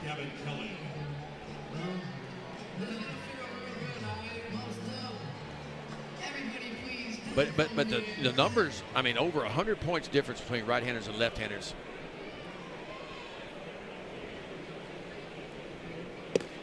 There's a strike to Gavin Kelly, 93 miles an hour. That's kind of his sweet spot. We've seen him pump it up 95, 96 today. It's an old school approach for Anderson. In a time where I feel like a lot of pitchers are max effort, Cade Anderson's idea is like, I want to give you length, and he has. He's averaged over 6 innings per start for LSU, and so he can kind of cruise along at 93, 94, but he can step on one every now and then and show you a 95 and a 96.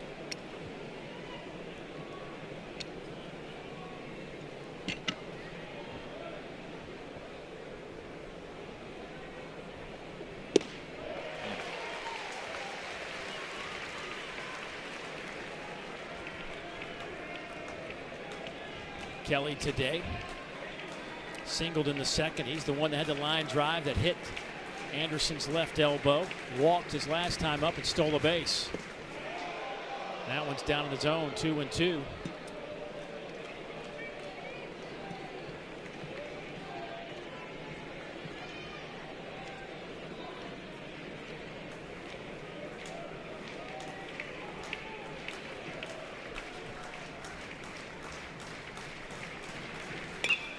Popped him up.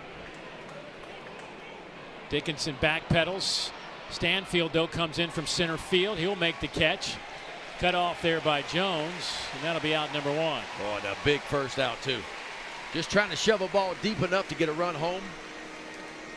Gavin Kelly not able to do it.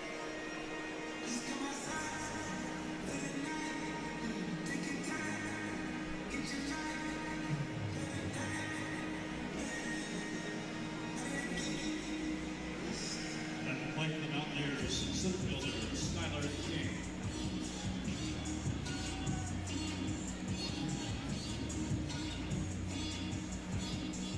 Skylar King 0 for 1. Skylar with 3 home runs on the year. There's a base hit. 94-mile-an-hour fastball. That'll get 1 run in. And here comes right behind him Sam White. So a 2 RBI single from Skylar King. And a little mojo for West Virginia. I'm telling you what, this team just keeps on coming. Now, obviously, they got a big mountain to climb back in this one, but they're quite capable of doing it. Boy, this is just up there hunting you a first pitch fastball. And this ball never got to the outside part of the plate. It just kind of hung up right in the middle. You can see where Luis Hernandez, the catcher for LSU, he was set up on the outside part, ball right down the middle, and on time was Skylar King, a 2 RBI single.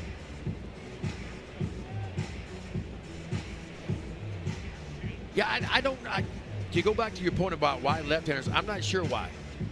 I was a reverse pitch guy too, and I don't know what it was. I had a dominant left eye, and so I never saw the left-handed hitter. All I ever saw was the glove. But when right-handers stepped in the box, I saw, for whatever reason, in my peripheral, I could see the hitter and the glove. So I felt like my focus was better against left-handers. Now, I'm not saying that's what it is for Cade Anderson too, but I just always was comfortable facing a left-hander as opposed to a right-hander. My takeaway from that statement is learn what your dominant eye is. The problem is the hitters don't care, and it's half of each. But again, going back to the point of why Steve Saban's head coach for West Virginia, he's got 5 left-handers in the lineup today against a left-handed pitcher. You normally don't see that, but the reverse splits and the numbers don't lie. Jace Reinhardt, you know, one of my buddies I work with in basketball, John Sunvold, played at Missouri, All-American there in NBA, had a great career, always tells me that some shooters will block their dominant eye with the where they put their ball up front. Yeah. So because they don't know which is their dominant eye, so they're not getting the best look at the rim they could get.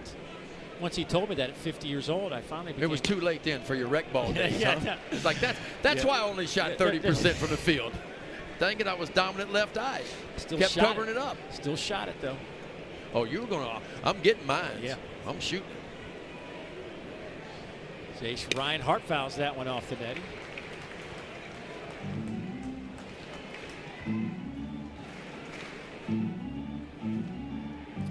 Anderson's pitch count now up to 80. Saw him early in the SEC slate at Oklahoma, the game we had on ESPN2, and it was like 45 degrees and drizzly. He went a complete game through, I think, like 130 pitches in that game, and was just as dynamic as any start this year. Yeah, that was back on what, April the 3rd against Oklahoma. Yeah, 135 pitches, 14 strikeouts, 2 walks. That's some old school stuff there. And faced Kyson Witherspoon that night, which, I mean, you talk about 2 guys that could be top 5 picks. Yes. But when you talk to scouts, that's the first 2 names. When you talk about guys that project out as starters at the big league level, these are 2 names that come to mind right away. It's Cade Anderson and Witherspoon over at Oklahoma.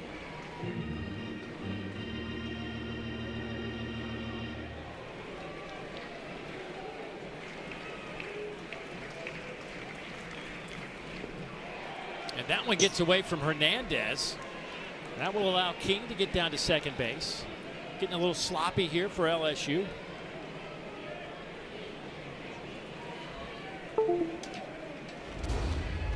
Yeah, it looked like just that hard slider just kind of down in the dirt. It's a ball that Hernandez normally catches, but you see he never got quite in front of that ball.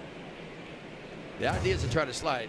And again, I talk about this all the time with collegiate catchers. That one knee stuff for me, I'm just not a fan of. I just don't think you can move laterally fast enough on one knee to be able to block balls. Fouled off at the plate. We'll do it again. Now, big league guys are different. They're obviously better athletes. They're a little bit older. They're the best in the world at what they do. And you see a lot of big league catchers on one knee. But for young collegiate catchers, that's a hard move to make. And I get it. I mean, the idea is to get on one knee. You show the glove. As a pitch comes towards home plate, you drop the glove. You work from the ground up. And the idea with that is they feel like analytically you could steal a few more strikes by doing that. But in my opinion, with runners on base, I don't like the one knee. I just think you put yourself in a hole from trying to move laterally. Fouled it back again. Reinhardt set the Big South record with 22 doubles last year when he was at USC Upstate. Again, grew up just not far from the campus, West Virginia, where his mom was a cheerleader. His uncle Greg wrestled at West Virginia. So when he had the opportunity, even though West Virginia didn't think enough of him to give him a scholarship out of high school, circles back around. Yeah.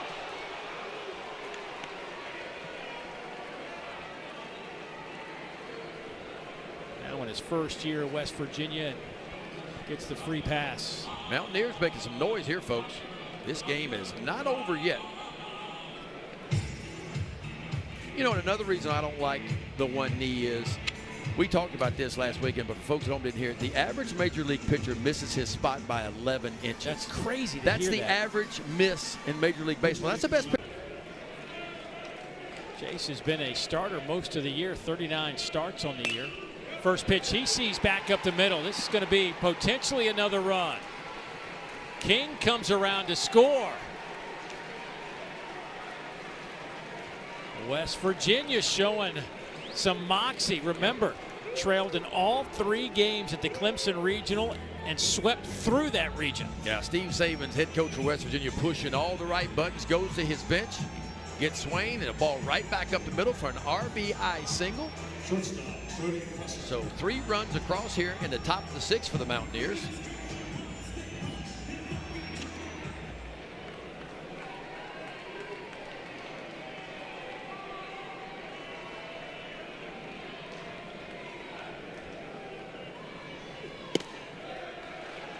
Ball 1 to Brody Kresser. Kresser hitting 9th. He has a fly out and a strikeout today.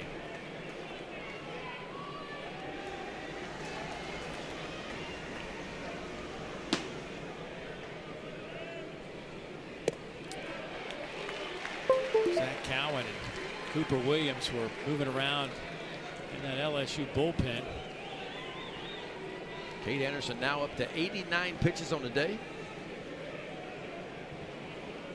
He's thrown 21 pitches this inning and still only 1 out. 3 have come across.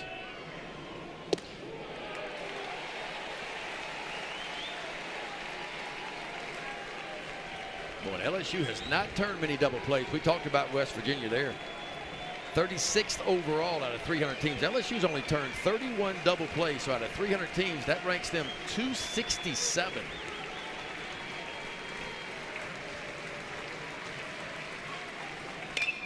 Another ground ball. Dickinson backhands it to Milam, turns and fires, and then throws it away.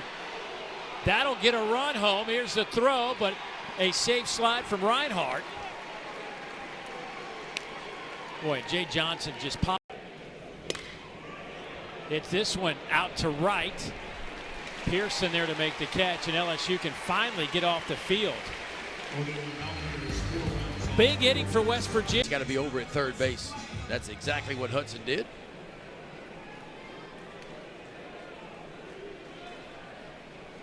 Here's Daniel Dickinson. Daniel hit by a pitch, walked, reached on an error.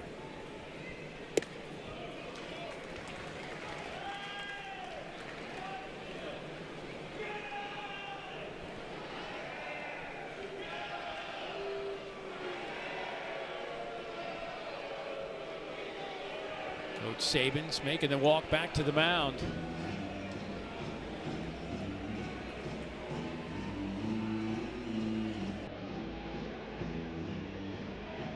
Luke Lyman up in that bullpen. He's been throwing for a while.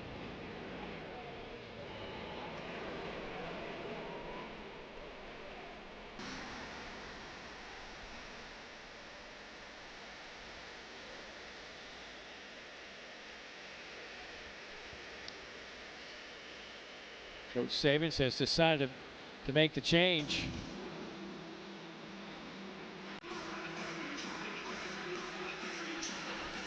Hey, tomorrow's Sunday night matchup will feature baseball's best rivalry. The series finale between the Red Sox and AL East leading Yankees begins at 7 Eastern on ESPN, ESPN Deportes, and ESPN Radio. Our coverage begins at 6 Eastern with baseball tonight. Sunday night countdown. Last night, the Yankees got the best of the Red Sox.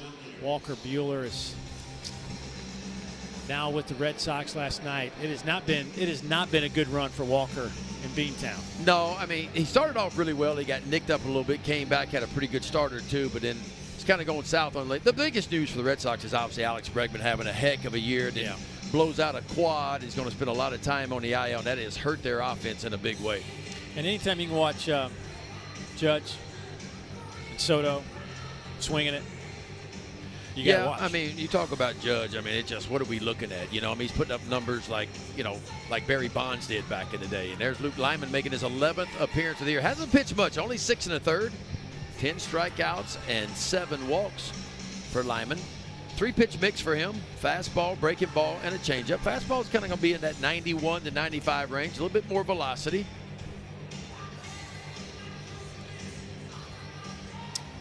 I think was Walker Buehler in that draft that had Bregman and Swanson and Benintendi. Was that the same? I think that was the same You draft. might be right. Yes.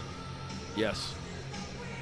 Wow. Dansby Swanson was in that. The way this West Virginia team can rally the troops. You heard Coach Sabins tell us earlier today when we talked to him about, you know, Morgantown, West Virginia, this team. Grit comes to mind. That's right. They're just a gritty bunch. Many teams got that many come from behind victories. It says something. And look, once you do it a few times, then you start to believe you can every time. But you can't keep hitting people. That's the 4th hit batter today.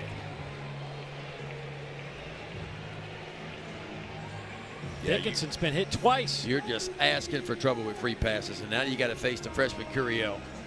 All he has done today was reach all 3 times. That 3-run homer there in the 4th, and then backed it up with an RBI single in the 5th.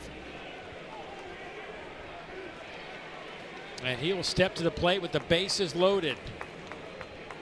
Last time they were loaded, Stephen Milam cleared him with a grand slam. LSU has hit 5 grand slams this year.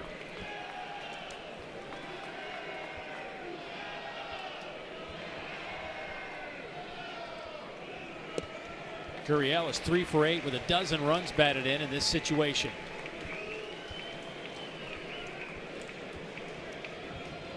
Boy, careful here, too, if you're Lyman. Because when Curiel gets counts in his favor, he will cheat a little bit on the fastball. He's got some poolside pop, too.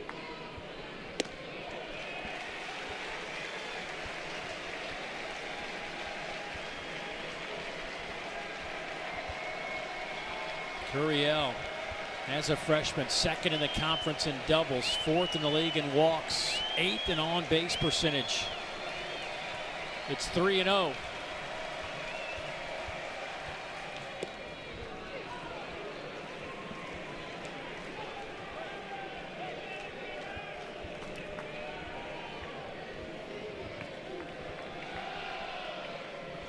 Boy, there is a big gap out right center field, too. That's ball 4. Curiel will get the walk and another run batted in. That's 5 RBIs today.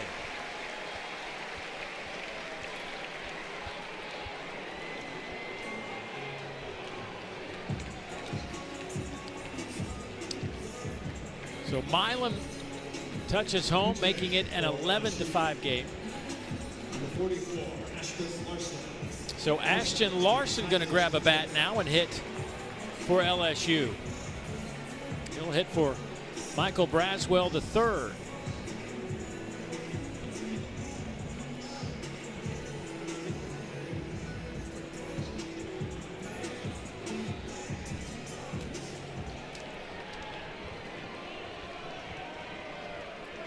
Ashton, the sophomore out of Overland Park, Kansas. He looks at ball 1.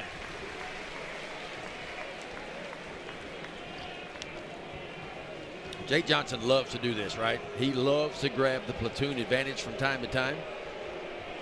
Got some guys on the bench that are big-time hitters, and he will plug them in big moments in ball games, and Larson's going to get a chance here.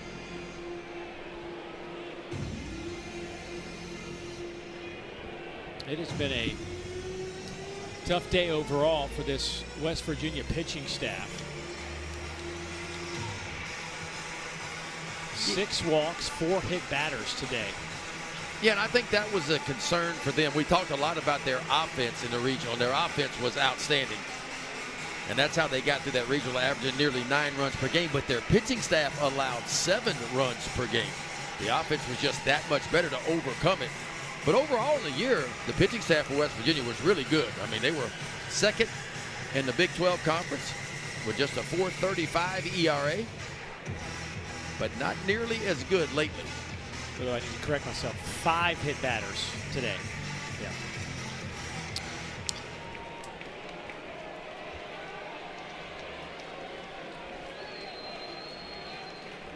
Larson 5 for 21 as a pinch hitter today, or this year. He'll step in there and look at ball 1.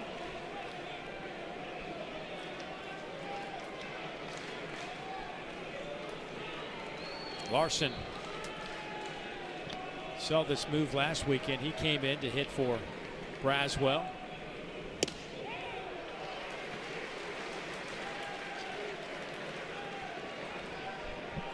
Are we confused here?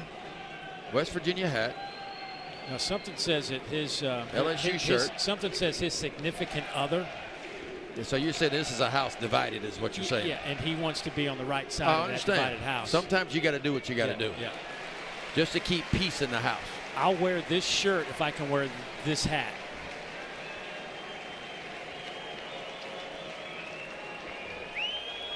And look, you're not going to lose today if you're him. No, you can't. And most importantly, you're going to win with your significant other. Right. That's maybe even more important. Here's a 3-1 to Ashton Larson. That's up and in, and it's another walk. It is 12-5.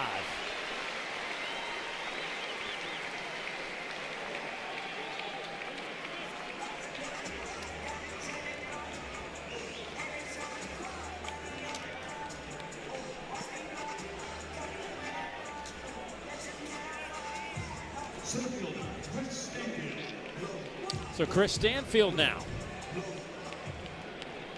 West Virginia's got the offense to get back in this thing. There's no doubt about that. They proved that last inning. The question is, do they have enough pitching to slow this LSU offense down? 95-mile-an-hour fastball, and there for a strike to Stanfield, who singled and picked up 2 RBIs his last at-bat. He's also walked and flown out today.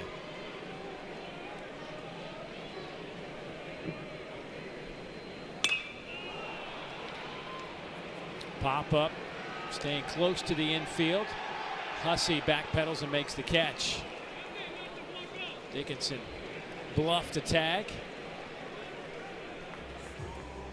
So they'll stay loaded with 2 outs. And here comes Josh Pearson.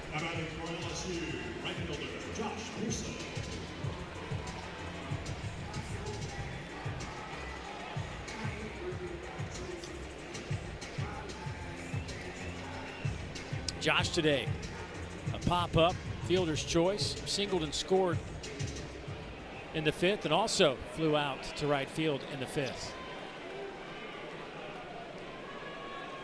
Pearson 1 for 5 with the bases loaded, but that 1 hit was the big fly.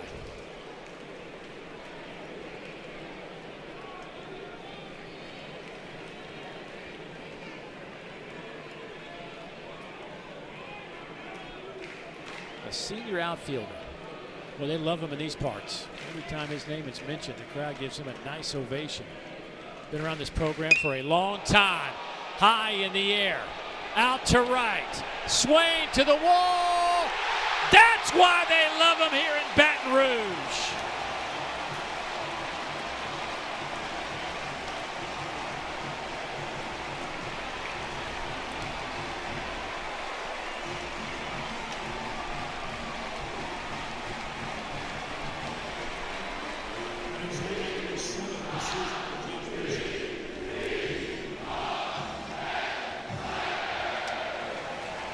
lean on that experience. Josh Pearson been a starter for almost 4 years for LSU. You talk about coming up in a big moment again.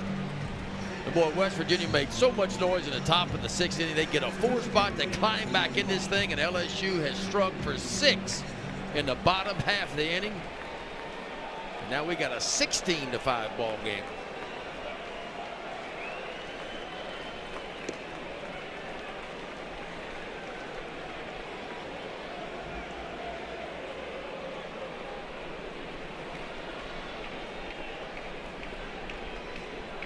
Ethan Fry with the bases empty and 2 down. 1-1 the count.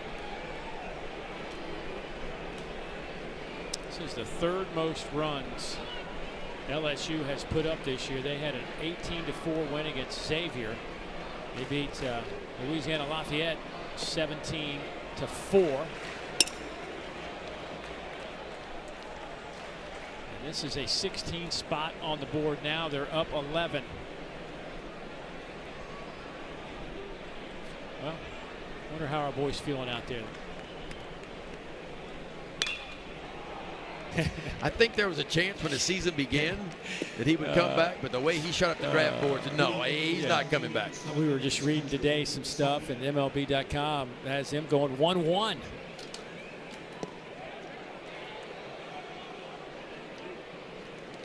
Yeah, there's not a defined #1 overall pick. I mean, Ethan Holiday, the high schooler, Jackson's younger brother, is in the conversation. Obviously, Cade Anderson's in the conversation. What about 3 or 4 other guys? So there's not a clear-cut #1 in the draft this year. Some people think whoever's going to take a haircut, meaning they'll take less of a signing bonus, could be your #1 pick. You know what's crazy? It's been great for the game, the college game. Is viewership is up. It's an all-time high. The interest is just from a periphery. People pay attention to it. You walk around, they kind of know a little bit of the stories, you know, if you're a sports fan. That one's a chopper to third. Reeves. And it always happens in the second half of the season for Texas A&M. But, you know, it used to be a thing, you know, maybe we were inflating the guys a bit. Well, the numbers prove it, right? But now, they're real. In our data that we have, I mean, you look at major league rosters this year, 54% of the players on big league rosters came out of the college game. And the college way, and I always tell kids, man, go to school. It's the fastest way to the big leagues. Go to school if you can. Now, I would never tell a kid or even my son, if you're going to be a first rounder, it's hard for me to tell you to turn down $3 million or $4 million. But, you know, with the NIL being what it is now, you can make a little bit of money in the college game. And if you're like a second, third, or fifth rounder, man, go to school, get that experience, get some of your education, learn how to pitch. 2-2 to Kyle West. Fouls it off. Now, you mentioned the $1 million, $2 million, $3 million, whatever that number is. Your dad almost made you go for out of high school, right? But I told you about Bobby Cox was a GM at the time for the Atlanta Braves. He came and saw me throw a summer ball game my senior year of high school, you know, and he said, we're going to draft you. I said, Mr. Bobby, I appreciate it, but look, I want to go to LSU and play basketball and baseball. He said, well, we're going to draft you anyway. And I said, okay. Well, he drafted me in the 21st round. And back then you could get, it wasn't slot values back then as Cade Anderson picks up another strikeout. It wasn't slot values. They could throw whatever they wanted to throw at you at the time, no matter where they drafted you. And I remember they got to $75,000, $80,000, which was second round money at the time. I remember my dad looking at me and he said, boy, he said, if they get to $100,000, you're going to play pro ball. Because that was first round money. I was like, Dad, I don't want to go. I'm 18 years old. I do not want to go play pro ball right now. I want to go to LSU and play basketball and baseball, you know. And thank gosh the Braves stopped at $80,000. I didn't have a decision to make, but it was, at the time it was second round money. But I wouldn't trade my college experience for anything in the world. It was the best decision I ever made. And that's what I always tell kids. I got a chance to learn and grow and live on my own and grow up a little bit. Sam White with the base hit. Stanfield picks it up in a hurry. You know, I haven't heard of many two-sport basketball, baseball guys. Of course, Danny Ainge was, you know, one of the ones I grew up watching and paying attention to him at BYU. But you were fortunate enough to be 6'7", huh? Be 6'7", yeah. White came around. Gimpy coming around that bag at first. Yeah, he's thinking 2 right here. Oh, man, he pulls up. Yeah, Grab something down low. You know, I wonder if that's like just a cramp in the calf. Yeah, he's grabbing his calf there. We talked about this day before the game. We talked about with the humidity and the heat being what it is, hydrate. We may see a few cramps today, and yeah.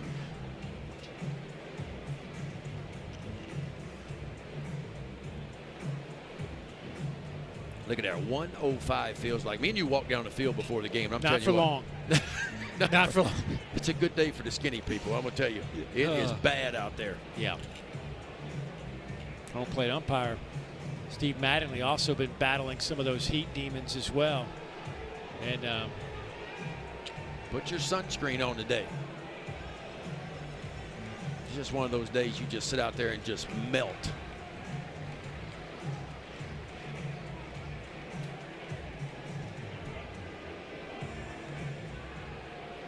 had a huge crowd here, but that last frame when LSU put 6 more on the board kind of cleared out some of the folks. That guy's got the right idea. Might as well get a suntan while I'm here. Well, they had a 7-on-7 high school event going on, football event on some of the intramural fields here on the way in at 10 o'clock this morning. And, you know, there's no pads. They got their helmets, though. But, I mean, I'm just thinking to myself, that is a long day, buddy. That's wanting to play some football right there. But, hey, you might, I mean, this part of the country, man, it stays like this all the way through September and even into October.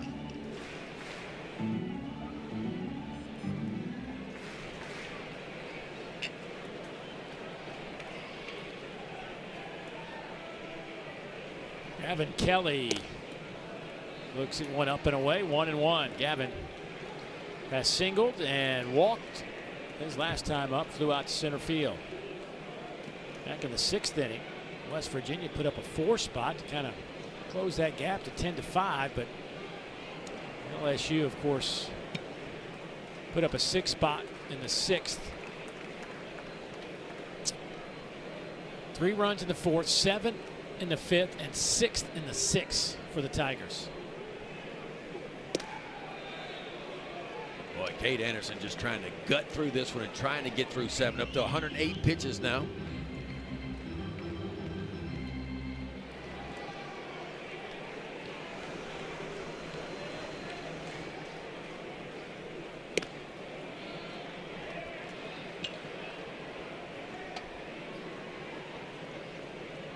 Cade getting a little frustrated.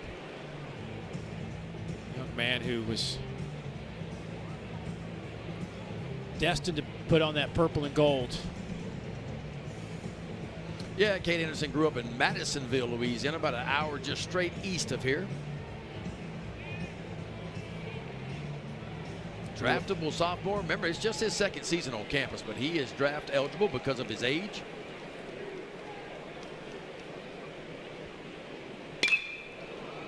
That one smoked out to right. It is hammered, and it is out of here.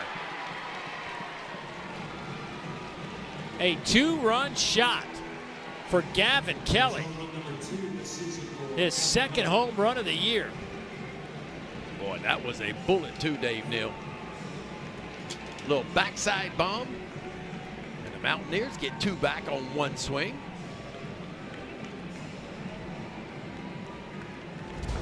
Well, this is a pretty swing right here. 2 for 3 day. Fastball on the outside part of the plate. The hands go first.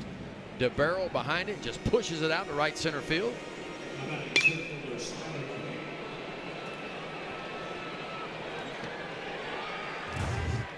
Boy, this is the most runs allowed by Cade Anderson this year.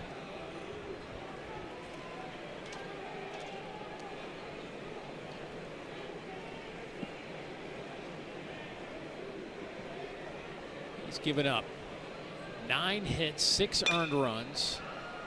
This one's out to left center. Curiel on the run makes the catch.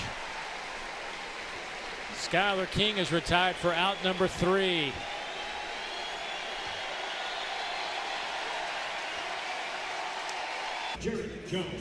Jared Jones to start things off. Luke Lyman still on the mound. He's gone 2/3 of an inning. 1 hit. That hit was a loud one, a grand slam. Bounces that one Off the chest protector of Logan Salve. And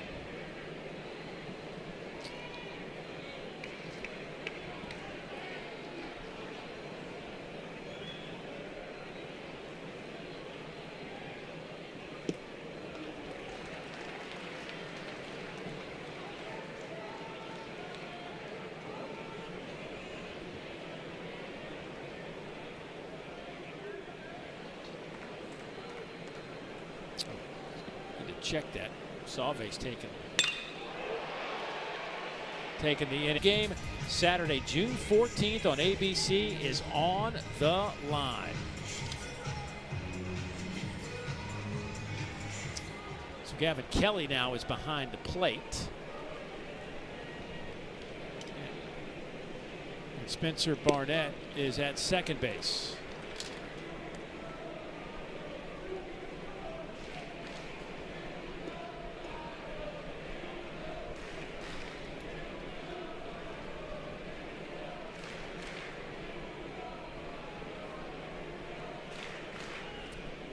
Stephen Milam. He's grounded out, flew out, and then had the grand slam in the fifth. Walked and scored in the sixth.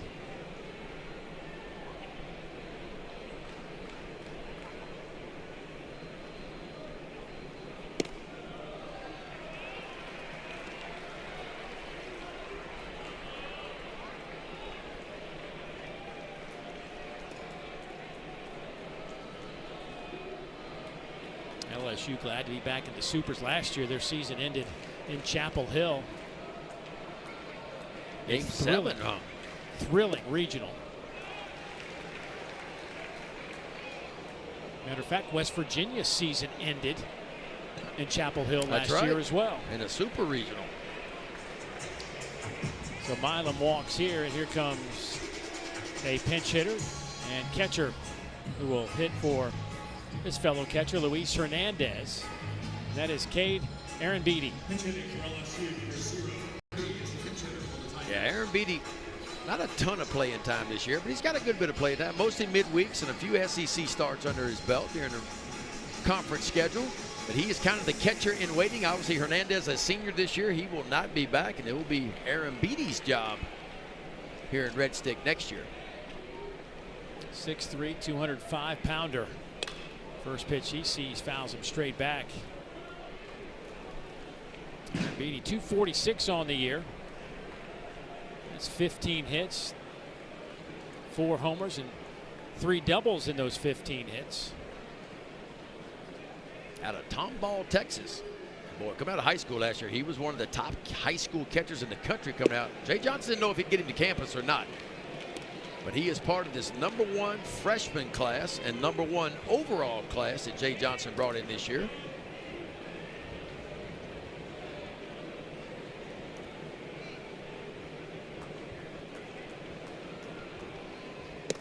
Speaking of that, we were talking to both coaches. The baseball transfer portal is open, and these teams, these 16 teams playing this weekend, and the 8 that'll go to Omaha, having to manage both of those. It's a travesty is what it really is. I don't understand why they can't open the portal later, after the College World Series, because, I mean, we saw it. We see it at Omaha. You see coaches on the field, their teams getting warmed up, trying to play ball games, and they're on the phone talking to kids, talking to recruits, trying to get kids in the portal to come while they're trying to win the College World Series at the same time. There is a lot going on.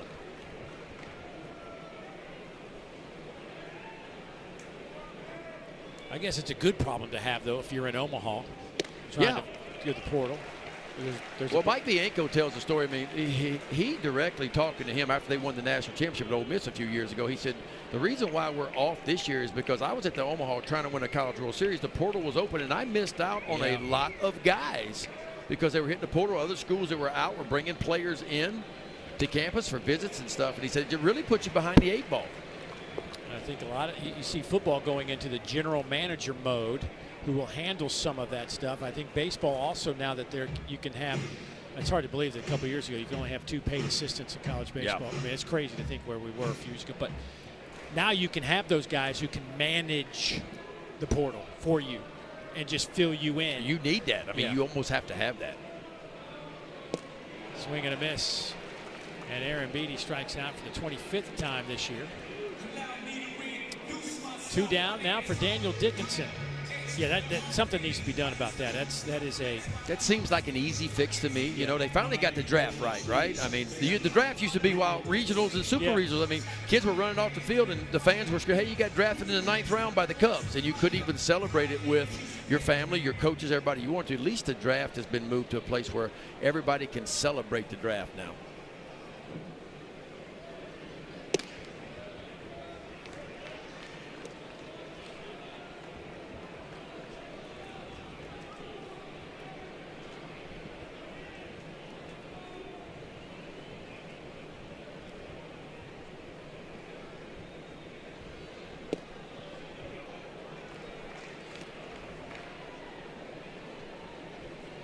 Dickinson today 0 for 1. Average at .321 with a dozen homers on the year for this LSU second baseman. He looks at a strike. It's 1-2.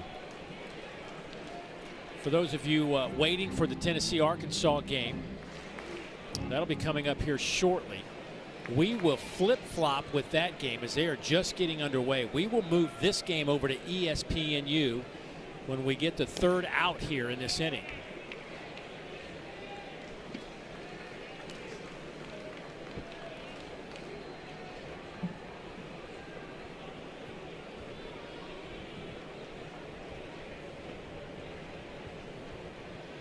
You know, Tom Hart, Chris Burke, Kyle Peterson, they probably got on the phone and said, what's the deal, man? Dave and Ben have been on forever.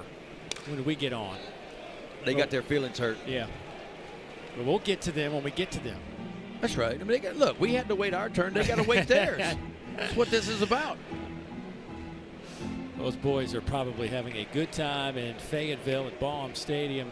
Is another magnificent facility. There'll be 12, 13,000 packed in that thing. Hopefully the fire marshal's having lunch.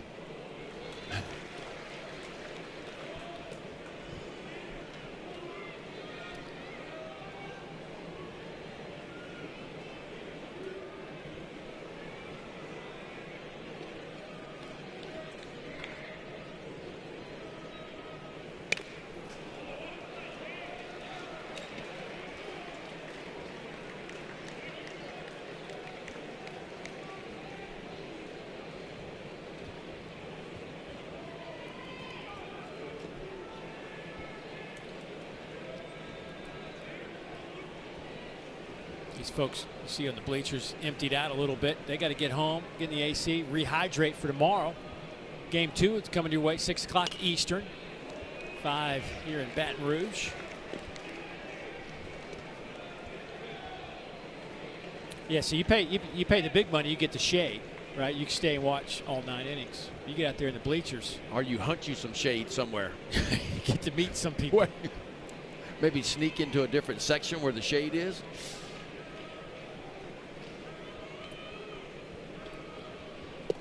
That one's down in the zone. It's now full 3-2.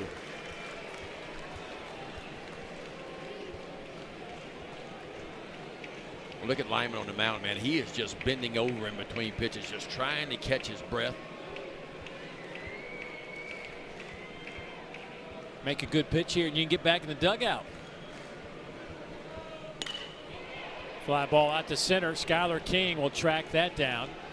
So, with that out. Got 1 out, and then comes William Schmidt, the freshman out of Catholic High School right here in Baton Rouge. 6'4", 188 pounds, making his 18th appearance of the year. Boy, he is undefeated. Got some spot starts on the midweek games and mostly out of the bullpen. He can strike you out 31 2/3, 41 of those. Walks can be an issue for the freshman from time to time, but it's a big arm. Fastball's going to average 95, and he has got a real breaking ball, a real banger, and a changeup as well.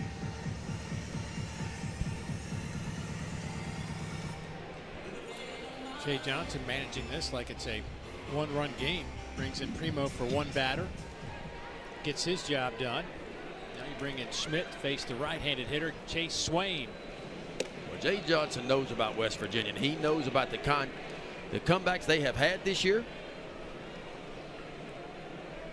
He is taking no chances at all.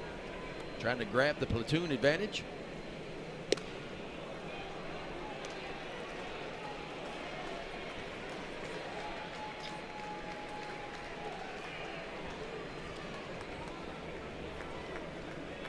Swain's first at bat was productive at a base hit with an RBI.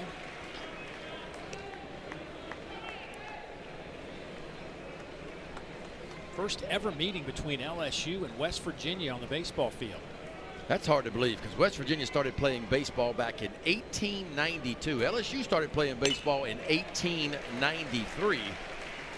And the first meeting between these two programs.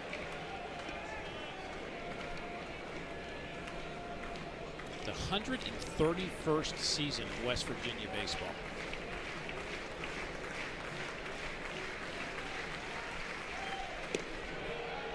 I don't think they were swinging aluminum bats back then. No. What do you think? They were swinging a tree back then, I'm thinking. Some big lumber. Some Babe Ruth style lumber.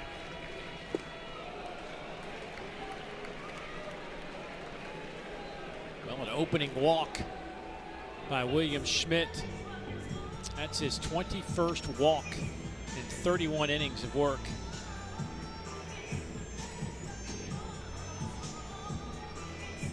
Yeah, William Schmidt's a guy that everybody thought. I mean, he was rated basically the #1 right-handed pitcher in high school coming out last year. Nobody thought he would end up on campus anywhere. But he chose LSU instead, turned down a lot of money to have that college experience. That one gets past Aaron Beatty.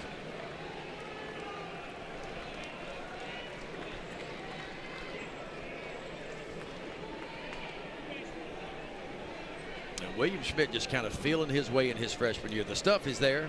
He, as you mentioned, the walks are up a little bit from him. And that's something that, and again, we talked about Cade Anderson last year. He had a lot of walks his freshman year too. And they're hoping William Schmidt has the same type of growth year to year. Expected to be in the rotation for LSU next year. 2-0. But your freshman year, man, it's tough. It is just a tough. It is a shocker. One, you're playing so many more games than what you normally play. You're, you know, in a regular high school season, what do you play? 25 games, maybe 30 games, and the season's over. Now all of a sudden you're playing 60 games. It's just different. Not uncommon to see position players, true freshmen, kind of run out of gas at the end of the year because they're not used to playing that much ball.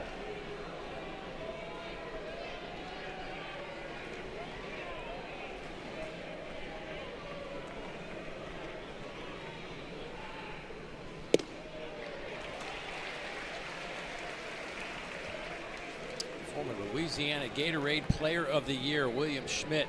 Perfect game, had him as the #4 college freshman coming in. Yeah.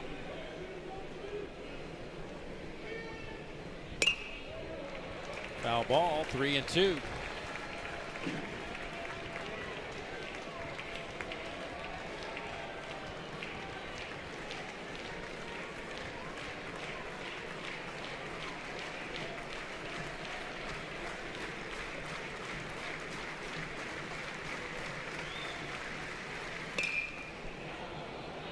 One is slicing foul. It's probably ball 4. But Kresser gets another opportunity.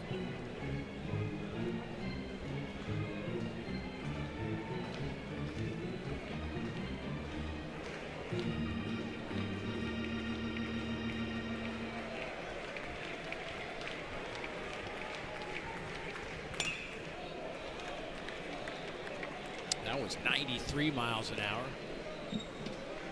Schmidt sitting between 93 and 96 with that fastball. Yeah, West Virginia's only walked 3 times so far today, but only struck out 7 times. LSU second in the country, only behind Tennessee in strikeouts per 9 innings, right around a dozen a game. Yeah, this is a staff that led all of college baseball in strikeouts last year, #2 in the country this year.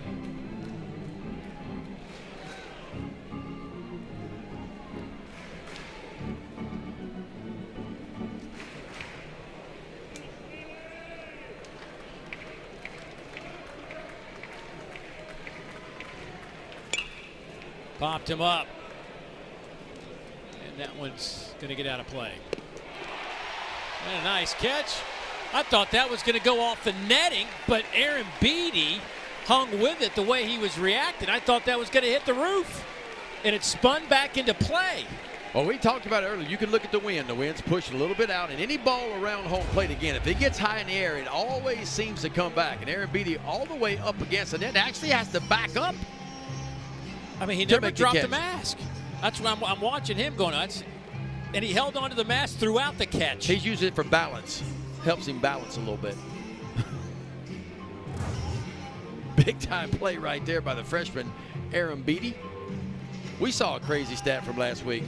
LSU pitchers, the relievers now in the regional round, pitches thrown 95 miles per hour and harder. This is just the relievers. LSU threw 109 pitches last weekend from the relief corps at 109 or 95 and harder.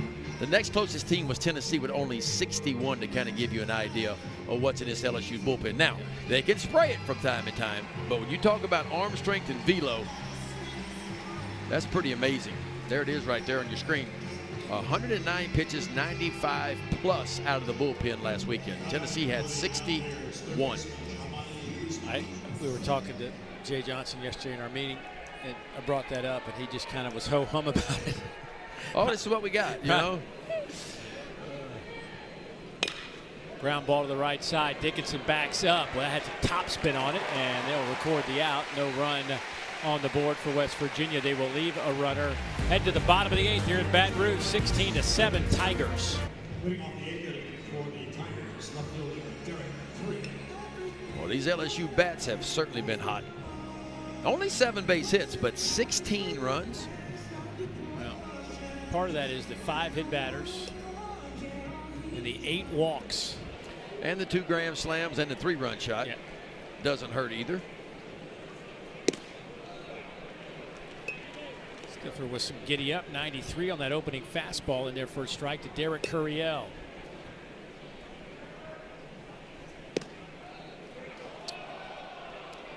So these are those things I love to just kind of like foreshadow into tomorrow's game. If you're Jay Johnson, you really kind of juggled the lineup today, moved some guys around, some pieces that you normally haven't put in certain spots. You score 16 runs, but you only get 7 hits. So do baseball guys in their mind go, well, we won this one, so I'm going to stick with the same routine? Or do we go, we didn't hit it very well, we've got a new arm on the mound, maybe we go back to the way we were? That game. I think for Jay Johnson, it's more about the matchup. And Cartsonis, who will pitch tomorrow for West Virginia, is a right-handed pitcher. So I think you'll see this guy right here, Derek Curiel, go from the 7-hole right back into that leadoff spot for LSU where he's been for the majority of the year. Jay Johnson's not afraid to tinker. We know that. And I think it's more matchup-based for him and how he projects the big moments in the ball games and where he will actually put his pinch hitters in and how that will play with the relievers that will be coming out of the bullpen for West Virginia at some point in time. And we may see Jake Brown in the lineup tomorrow. Right.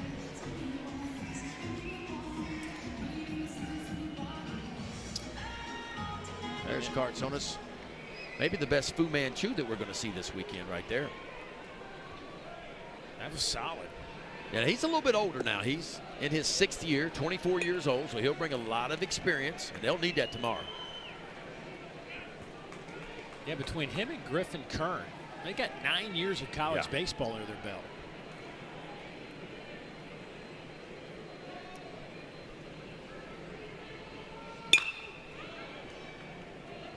I really think Kern obviously pitched a lot last weekend, 2 appearances in a few-day span last weekend. But I really think the heat had an impact on him staying in this game.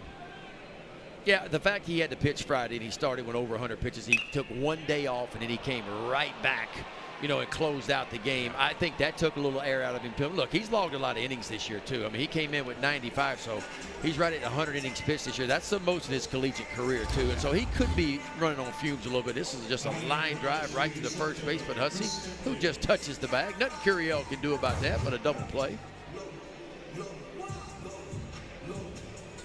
For West Virginia, man, this is one of those, you got to flush this one because you got game 2 tomorrow. Oh, yeah.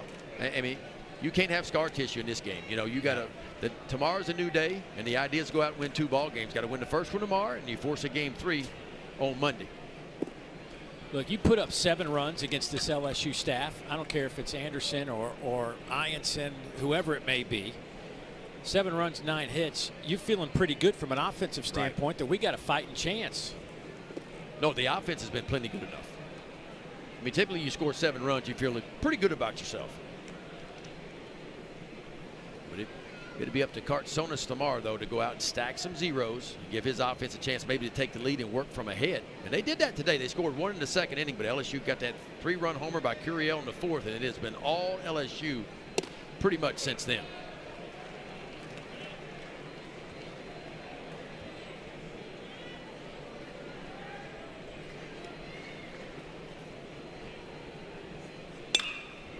Ground ball to third. Guzman, high throw, and there's the tag, and the inning is over. So we'll head to the 9th inning. It is LSU 16, West Virginia. Spencer Barnett will lead things off for the Mountaineers.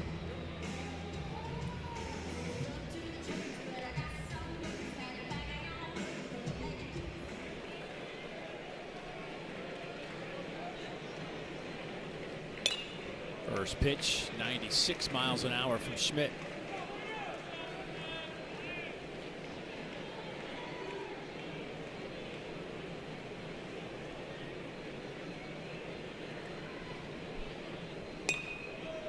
Check swing, strike.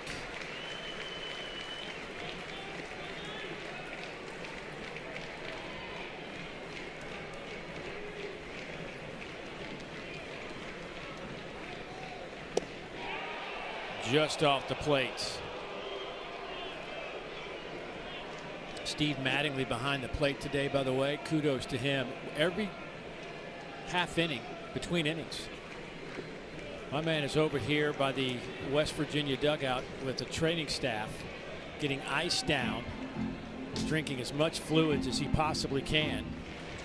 He has been fighting this heat, but hanging in there. Now it's 3-2. He'll be glad to give up all the home plate equipment. Yeah. He might even have the day off tomorrow. Who knows?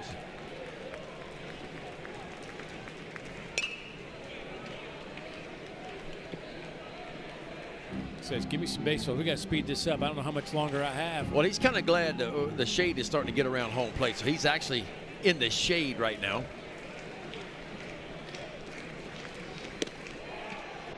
That is ball 4, up and away, and another walk by Schmidt.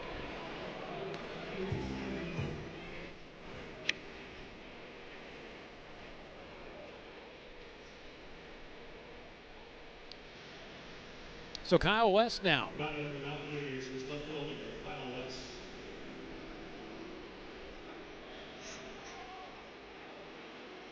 So tomorrow, West Virginia will be the home team. Right. Paid off for Miami today. Boy, that one bounces all the way to the backstop, but right back to Aaron Beatty. Miami even that series up in Louisville with the Cardinals today.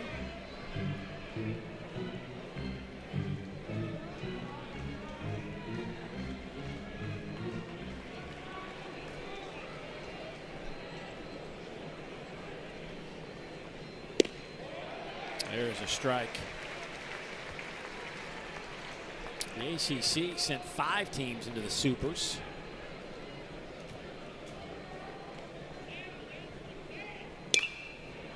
That matched their most in their conference history. The SEC, which sent a record 13 teams into the tournament this year, has 4 teams alive. Yeah, that's a surprise. But what, 7 of our top 16 national seeds went down in regional play? This ball is completely crushed. That ball, from the moment it left the bat, both the outfielders from LSU, Stanfield and Brown, I guess they were jogging slowly to the ball just to see how far it would go. That was just a courtesy jog is what that was, because that ball was absolutely touched by Kyle West. His 11th long ball of the year, his 38th RBI. I mean, watch this swing here. Elevated fastball, he just goes down and sticks his nose on one. You talking one, back spinning one out of here. Anything considered 95 and harder to big league levels considered a hard hit ball. That one got out of here, folks, at 106 off the bat. It was bouncing off that wood fence behind the outfield fence. West Virginia only 1 home run in that Clemson regional. They have 2 today.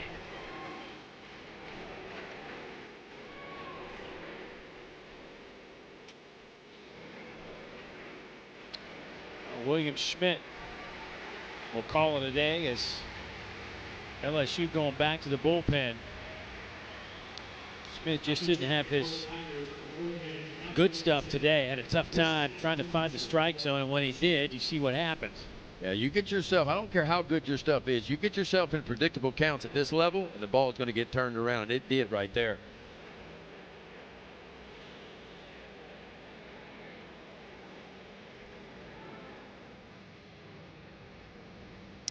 LSU, speaking of home runs, had 2 big flies today. Yeah, Stephen Milam hit the first one, a little backside ball, looked like a fly ball and left the bat. It just snuck out down the right field line. This was a no-doubter right here. Josh Pearson easily blows that one out, so 2 grand slams. LSU also hit a 3-run shot as well. So 11 runs on 3 swings by LSU.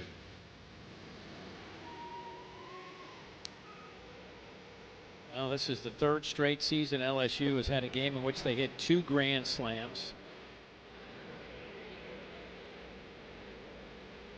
Last year, LSU hit 2 slams against Kentucky in the 2024 SEC tournament. And Mr. Rizzi welcome to the ball game. Maverick, the right-hander. All 6'9" of him too, Dave Neal. And boy, you talk about line up a radar gun. He doesn't throw a 4-seam fastball, mostly all 2-seam fastballs, but it is high velocity. 28 strikeouts in his 23 2/3. Walks can be an issue for Maverick Rizzi from time to time too, making his 25th appearance of the year.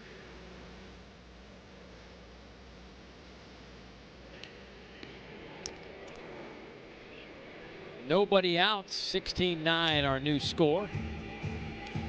10 hits and 9 runs for West Virginia, but yet they trail by 7. At the plate for the Mountaineers, designated hitter Sam White.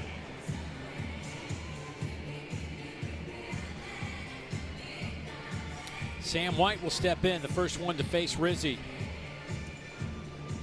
Ben Rizzi's another one of these guys. We could go on and on, but when he is on, it is electric. When he's not, it is all over the map. Yeah, and as a freshman, that's what you fight, right? Is consistency, and the idea is to be as consistent. Now, Maverick Rizzi's 6'9", and I'm going to tell you from experience, when you have long levers, it takes a lot to sync everything up and be consistent. The stuff is as good as anybody's. He will consistently throw 98, 99 sometimes. There's one at 97. He'll even hit triple digits. But every now and then he can get a little bit out of sync with his mechanics.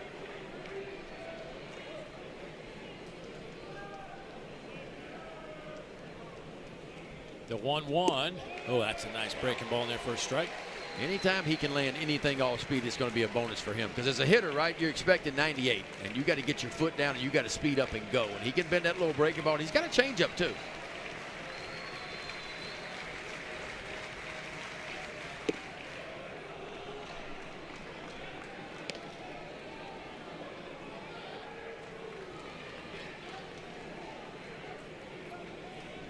Sam White today has a fantastic afternoon going at the plate. He is 3 for 4. He's seen his average tick up to 360 now.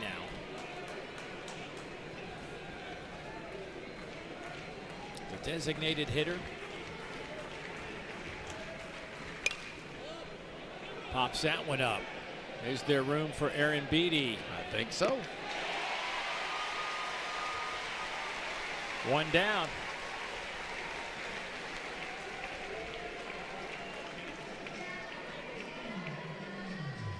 How about it for West Virginia?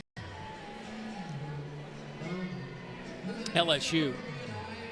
And Nate Yeske, the pitching coach, they like the earpiece stuff. You know, Yeah. a lot of the teams go to that wristband where the coach punches a number in and and the catcher has one, so everybody's on the same page. And some infielders will have that too. No, but Nate's old school, man. He's walkie-talkie. When I say old school, like 5 years ago, right?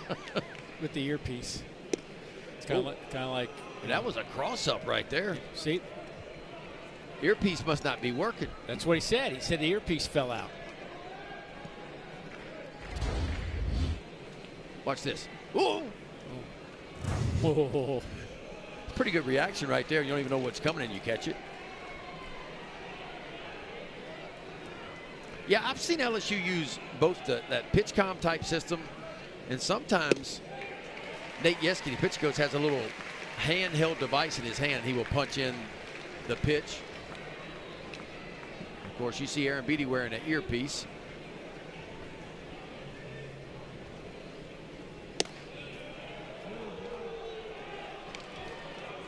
Yeah, see that little thing in his hand right there? He's got a little, I don't know what you'd call it, but he can, and he told me they could pick off plays, bunt plays, pitches obviously, location.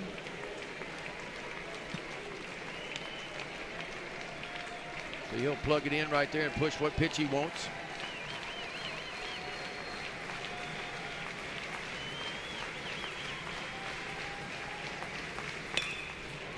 To the right side, base hit. Kelly with the base knock. Keeping the inning alive. Had himself a good day too, Yeah, hadn't he? 3 hits with including a 2-run homer. Yeah, I mean the 3, 4, and 5 hitters for West Virginia have been outstanding today. West, White, and Kelly. 8 combined hits, 2 home runs, 4 RBIs.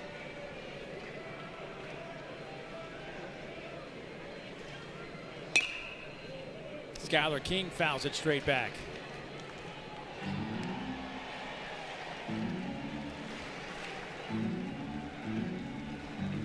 Yeah, well, West Virginia going down swinging, but I have a feeling tomorrow they're going to have something to say about game 2.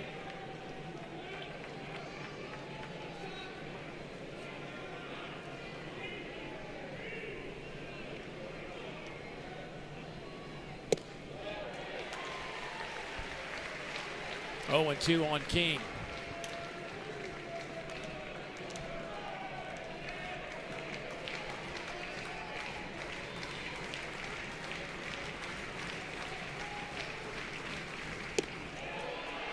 That one misses, I guess, inside, maybe a little high.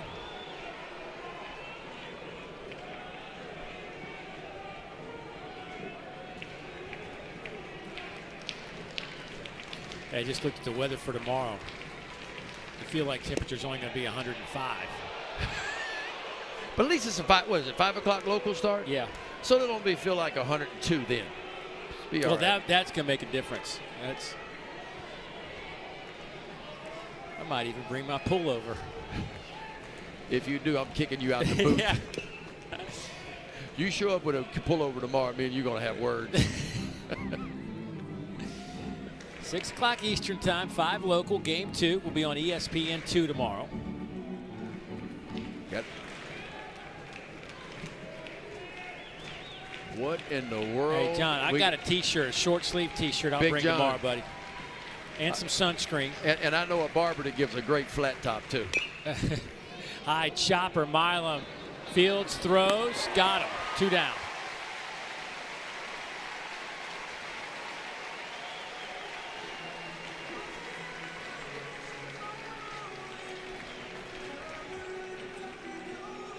So LSU 1 out away from closing this one up and moving 1 win closer to Omaha. But West Virginia, you know this, it will not be easy with this bunch. No, that man right there, Steve Saban, will not allow his bunch to lay down. They will flush this. They won't have any scar tissue tomorrow. They'll look at tomorrow as a new day.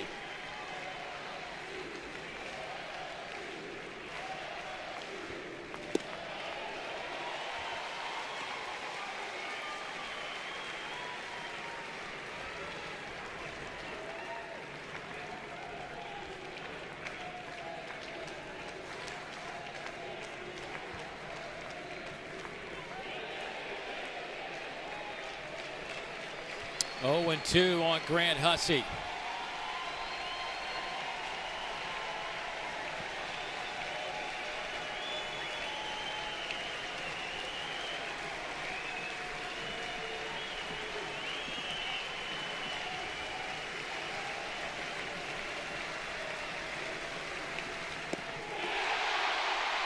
And there it is. This one is in the books. The long ball was the winner today for LSU. A couple of grand slams and a 3-run blast. The difference as LSU wins 16-9. Yeah, this LSU offense stays hot. 16 big runs. We talked about what they did in the regionals. They were really good in the regionals, over 8 runs per game.